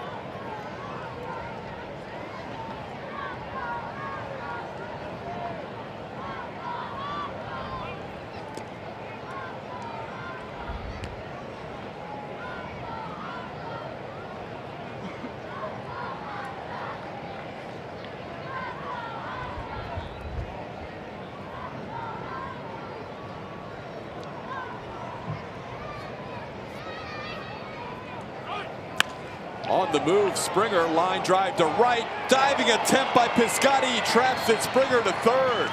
George was going to go no matter what. He was in no man's land, and Altuve with his 3rd base hit of the game. The Astros with runners on 1st and 3rd and nobody out. Scotty's lucky he corralled that thing. If that thing gets by him, who knows what happens. George scores it easy, and then Jose Altuve's off to the races.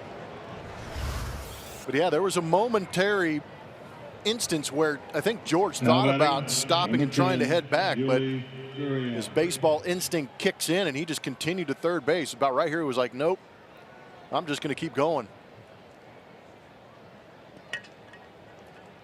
Infield comes in with Yuli Gurriel at the plate in a 2-1 game. And inside almost hits Yuli.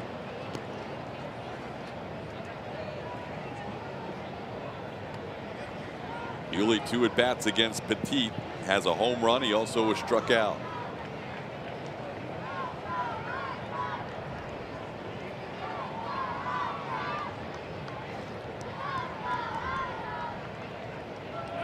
Altuve on the move. No throw by Lucroy. Jose Altuve has his 2nd stolen base of the season.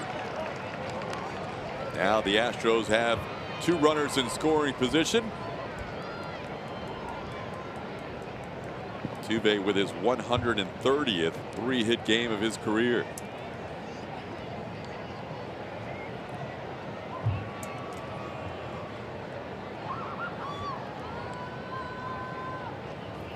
inside. Yuli was going to swing, but he held up.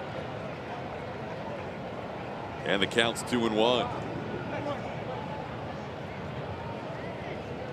Great opportunity here for Gurriel, whose average exit velocity, the highest on the team last season. High exit velocity and an infield drawn in can do some damage. This one down and away. It's 3-1. Good time to hit. Ducks on the pond, infield pulled in.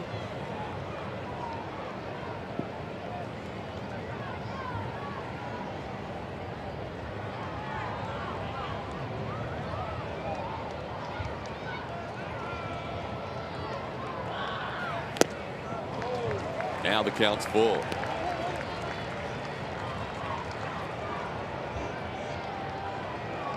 He's trying to do damage in that 3-1 count. Maybe got a little pull happy, but refocus that energy up the middle part of the field, the big part of the field.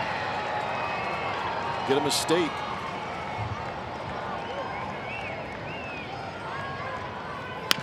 On the ground, fair ball. That'll score 2. Springer in, Altuve in. Yuli Gurriel, a 2 RBI double, and the Astros take a 4-1 lead. It's a big hit all the way around for Yuli Gurriel. Get that hitting streak to 11 games and drive in 2 runs to help out your ball club.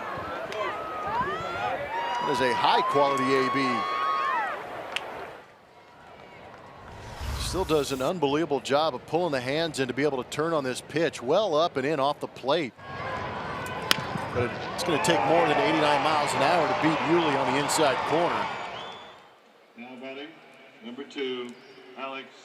Kind of uncanny how he's able to pull that pitch. Yeah, because he keeps that body closed for a long time, but the hands just bring in that barrel and get it to the baseball nicely.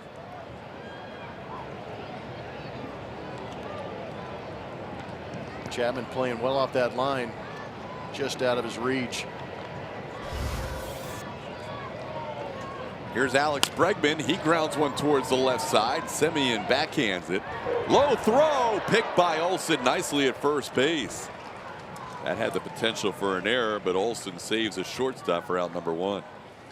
Watch the Astros in more ways than ever before by downloading the new AT&T Sportsnet app from iTunes or Google Play, or visit AT&TSportsnet.com to stream on your computer. Log in with your cable account and you're all set. Available for those with AT&T Sportsnet in their TV subscription. Blackouts and territorial restrictions do apply. Here's Marwin looking for his first hit today. Couple of ground outs and a fly out to center field. Yuli's going to try and steal third. The pitch is high and away. The throw is in time. Yuli thrown out. A rare stolen base attempt for Yuli Gurriel, and he's out number 2.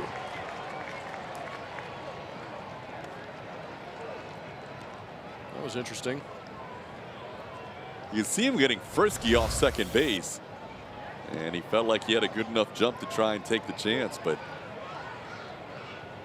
throw beat him. Got a guy at the plate swing the bat pretty good too.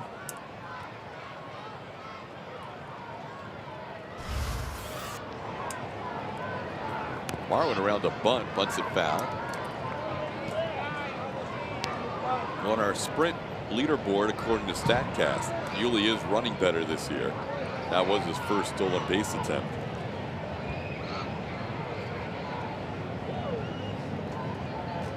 Tried the element of surprise, but it was also a good pitch. The left-hand hitter swinging, high and away fastball. Lucroy had a perfect shot to gun him down. Yuli stole 3 bags last year in 5 attempts. Marwin takes a strike. It's 1-2. Astros trailed 1-0 with 2 outs and nobody on in the 7th inning. And then back-to-back thunder from Max Stassi and Derek Fisher, giving the Astros a 2-1 lead. Yuli adding 2 more with a 2 RBI double in this inning. Looks like Will Harris will also begin the bottom half of the 8th inning. There is no action going for the Astros right now.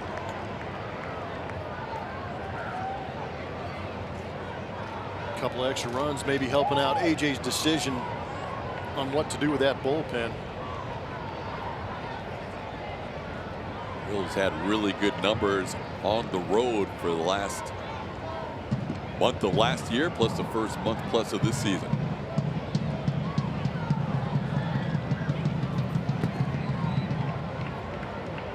Two and two the count to Marwin. Astros trying to sweep the A's. Last time they were in town last September, the A's swept a 4-game series. Prior to that, the Astros had won 10 in a row here. There have been some strong ebbs and flows in this series in Oakland. 2-2 pitch just misses and the count runs full.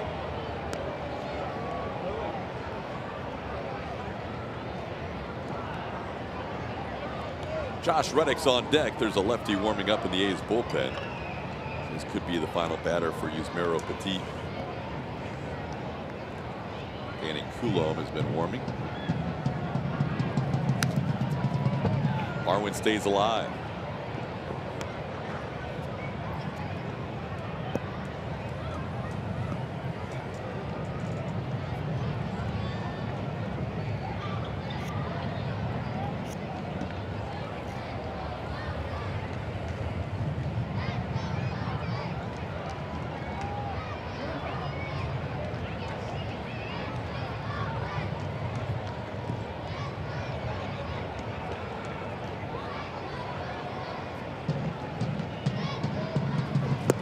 Swing and a miss. Petit gets through the 8th, but not before the Astros scored 2 runs thanks to Yuli Gurriel. It's 4-1.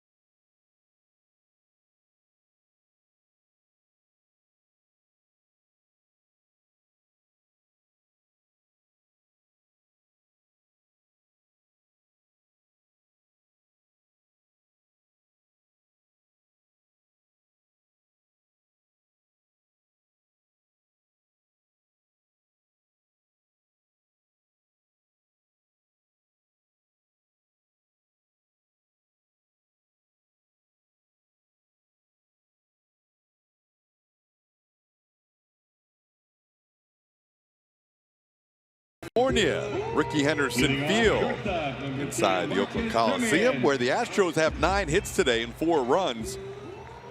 5 of those 9 hits and all 4 of those runs come in the last 2 innings. Will Harris facing the top of the order for the A's. Marcus Semien, Matt Joyce, Jed Lowry. And Semien fouls one away. It's 0-1. Marcus 0 for 3 today. Has a 5-game hitting streak on the line. And one of the few guys who has done some damage in this series against the Astros. Houston winning the opener of this series 16-2 on Monday. Pounding out 20 hits during that game, their most since 2013. They added another dozen hits last night in a 4-2 win, and today 9 hits, leading 4-1. High part of the zone, gets a called strike. It's 1-2. Hector Rondon warming up in the Astros bullpen. You've got Semien, a left-hand hitter, Matt Joyce, and then a switch hitter, Jed Lowry. This ball into right field. Josh Reddick is there, and that's out number 1. Defensive rankings brought to you by GMC. It's been a lot of fun watching the defense behind this stellar pitching that we've seen on this road trip. Patented Alex Bregman play, it seems these days, going into that foul territory area. This was a big one. Out in right field by George Springer. And then a heads-up play by Marwin charging in to cut off Bruce Maxwell, trying to advance 90 feet.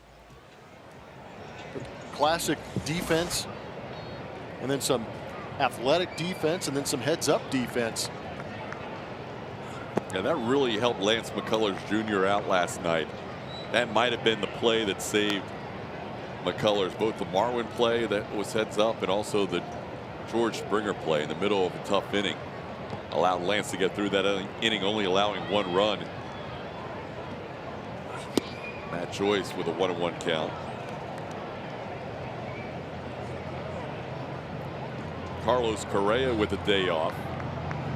Well-deserved day of rest for Correa. He gets back-to-back days off. I'd say his defense has been as strong as anybody all season long. Absolutely. I thought it was a lot of fun listening to George talk about playing behind Garrett Cole in that 16 strikeout game. He was just bored out of his mind out there watching Garrett strike everybody out. But you got to be on your toes out there. You never know when that ball is going to be coming. Good anticipation, good plays by these guys to back up what these pitchers are doing.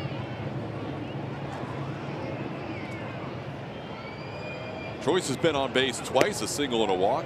2-2 the count here.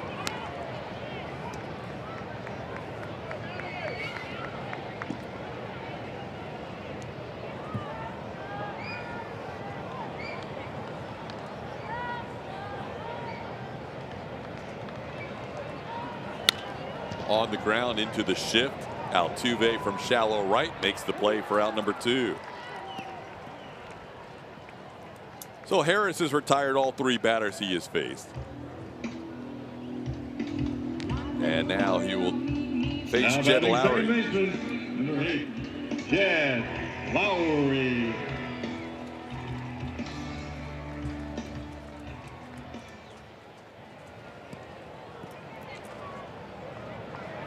Lowry driving in the only run for the Oakland A's. RBI double, the only run allowed by Garrett Cole in 6 innings of work. He is 1 for 3. Lowry now with 32 runs batted in, tied for the major league lead with Javi Baez of the Cubs.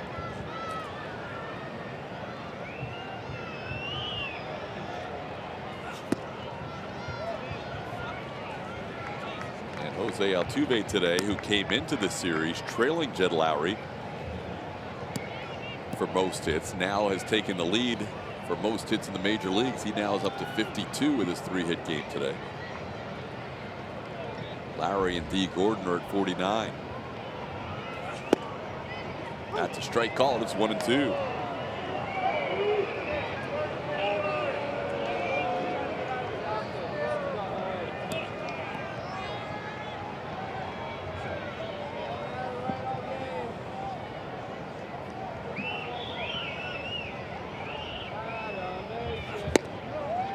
Just missed the edge. Will took a little step and a half towards the dugout. It's 2-2.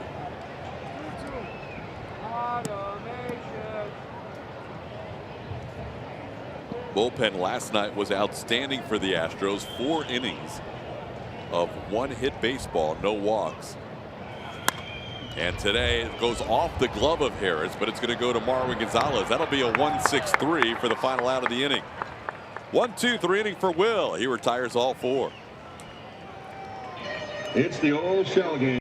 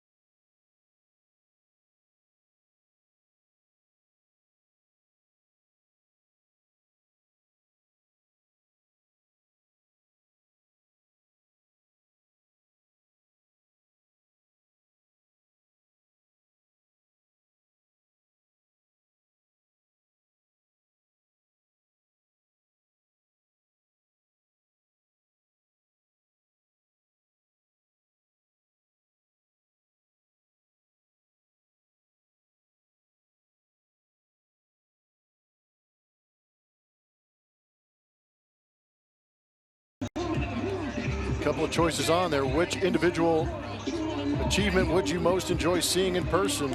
76% run away with the perfect game choice. Beating out hit for a cycle and a tie in third place with a 6-hit and 3 home run game. I almost got to see one of those, my first broadcast experience for the Houston Astros, until Marwin Gonzalez shot a base hit back under the legs of Yu Darvish. Almost saw a perfect game. Yep. Wow. Josh Reddick leads things off. 9th inning, facing a new pitcher. See his numbers against lefties this year. He's facing the left-hander Daniel Coulomb.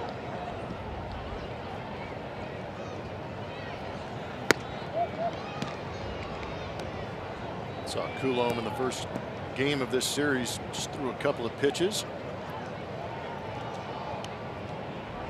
Fastball, curveball, slider.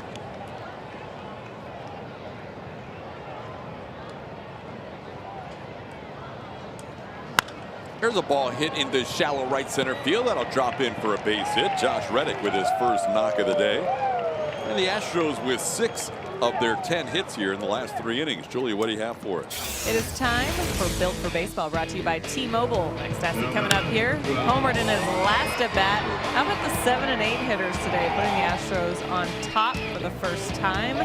And that bottom of the order production, that's what the Astros had in those first 2 games to really get them going. When this lineup gets long, they get pretty dangerous. And even George Springer saying, you know, we had good quality at bats, and when the bottom of the order is going the way that they are, it feels like I'm up every inning, and it gets a lot of fun. Also, though, when they're hitting homers, they're not allowing George to drive them in. Yeah, both games in this series, Julia, 1 through 9, all with base hits. You don't see that very often. Today, it's been 7 of the 9. Everybody but Marwin Gonzalez and Jake Marisnick. Jake should get an at-bat this inning. Max Stassi's 2 for 3 with that single and a home run that Julia spoke of. That tied the game at 1. His home run went to right center field. There's a ground ball, and it stays low. Good play by Chapman, and they do turn the double play on Max Stassi. That's a good play by the A's third baseman. Maybe Jake won't bat in this inning now. 2 outs, bases cleared. Chin up, TK, chin up. It's okay. You never know. I was lucky enough to see that perfect game here 8 years ago today that Dallas Braden threw. So I'm fortunate to say I've seen actually 3 perfect games. I was going to say, you've seen more than one. Saw Mark Burley's, Felix Hernandez, and Dallas Braden all against the Tampa Bay Rays. Derek Fisher bats and takes one inside. Fisher sent one halfway up Mount Davis his last time up. Seemed that way. Try to knock it down. Straight away center field. That was one of the longest home runs I've ever seen. But it wasn't as long as George Springer's 462 earlier in this series. This one was measured at 447. Longest Astro home run this year, 462. 6 hits and one of them going 462. That's having a game. That's what George did here on Monday. Up and in to Fisher. It's 2-1. Astros looking forward to the day off tomorrow. Flying back to Houston after this game, and then the Texas Rangers are in town for 3. Rangers playing a day game today. They're already done in Arlington, defeating Detroit 5-4.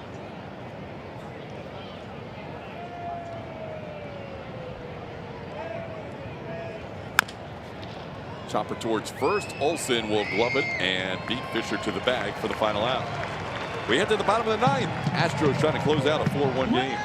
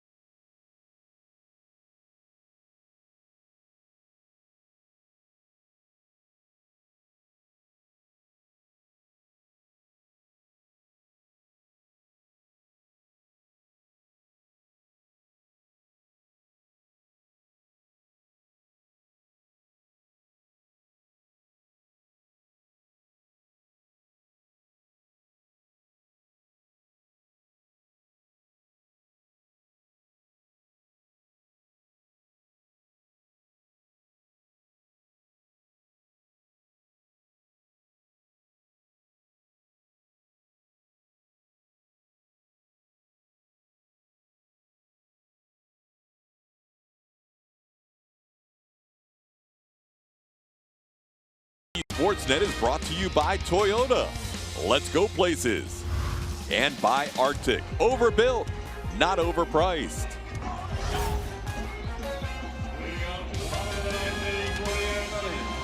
4-1 game, bottom half of the ninth, and the Astros hand the ball off to Ken Giles. It's a good outing last time Ken was out there. Last night he went an inning, gave up a hit, had one strikeout, but it led to his 4th save of the season, threw 11 pitches in doing so. And again, getting ahead early with that fastball allows him to set up that slider. He will face 4, 5, and 6 in the A's lineup. Chris Davis, Matt Olson, Matt Chapman. A lot of power in those three as Davis takes a called strike. Davis with an infield hit in 2 at-bats, also has drawn a walk.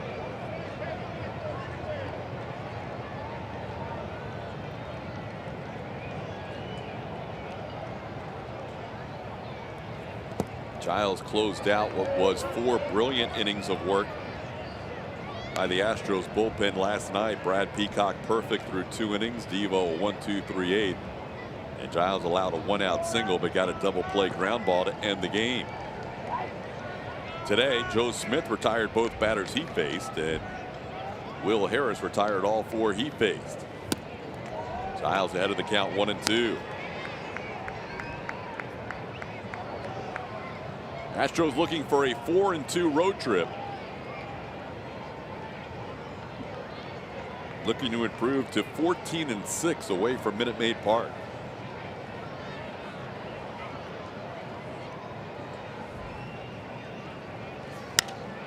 Ball hit high in the air into right center field. Playable. Josh Reddick and Jake Marisnick converge. It's Reddick who puts it away for out number 1.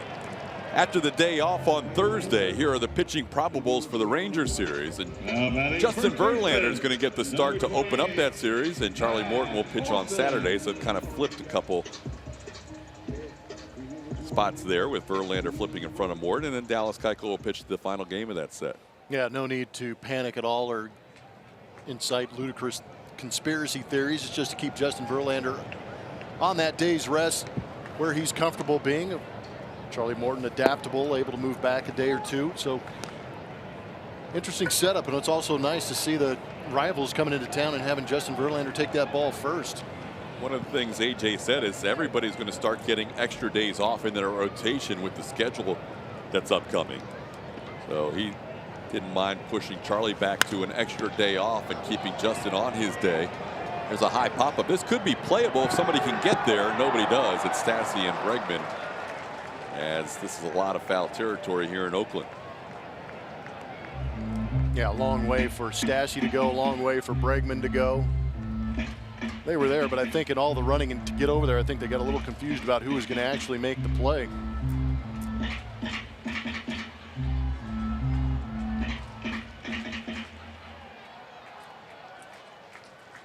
Day off tomorrow, day off a week from tomorrow, and then a day off on Monday. The Astros will play Cleveland a 3-game series with a day off leading into the series and a day off coming out of that series. Houston will be home for the next 2 weekends, 3 with the Rangers this upcoming weekend and 3 with the Indians the following weekend. Indians haven't been playing their best baseball lately. They are 17-18. They had lost 4 in a row before winning today 6-2 over Milwaukee. So they are the only team in the AL Central now that's 500 or better at 18-18. Olsen fouls one out of play. It's 2-2. If you ask the A's who the best division in baseball is, they will have an easy answer for you. If they lose this game, they're 9-17 against the AL West and 9-2 against everybody else.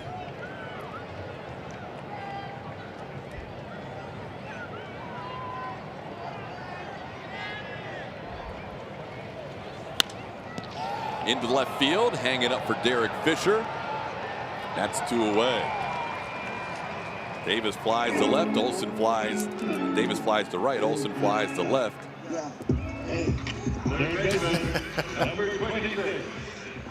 Julia probably wants that big hat right now. It's been a sun-filled day down there for Julia. Yep. It's funny. And to protect me from whatever might be falling from the sky, seagulls are here. They are? Yeah, I think you should just put like a hot dog on top of the hat and see how the seagulls approach you. Not as many seagulls today, though, huh? Oh, it's just a They're matter late. of time. Late arrival today. When they see Julia do the post-game interview, that's when they descend. There's been some scary moments with those birds after the game. Here's Matt Chapman 0 for 3. Ken Giles trying to wrap up a winning road trip. 1-1 the count. Astros trying to improve to 5-1 on the season against the Oakland A's. I have to watch my back over here so they're not swooping. You came out of the cave. I did. I actually had to get out of the cave. It was cool in the shade. A little too chilly for me, so getting some sun. Getting myself ready to get adjusted to Houston weather. First of 4 trips here to the Bay Area, so plenty of opportunities for these Coliseum Seagulls. We're actually going to be here 3 of those 4 trips, and at AT&T Park taking on the Giants. 2 trips to the Bay Area in August. The next one will be in June.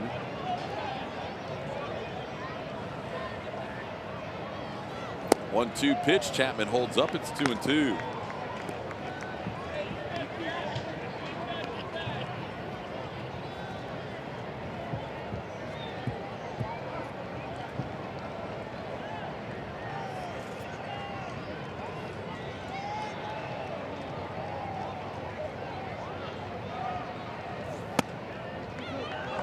Count runs full.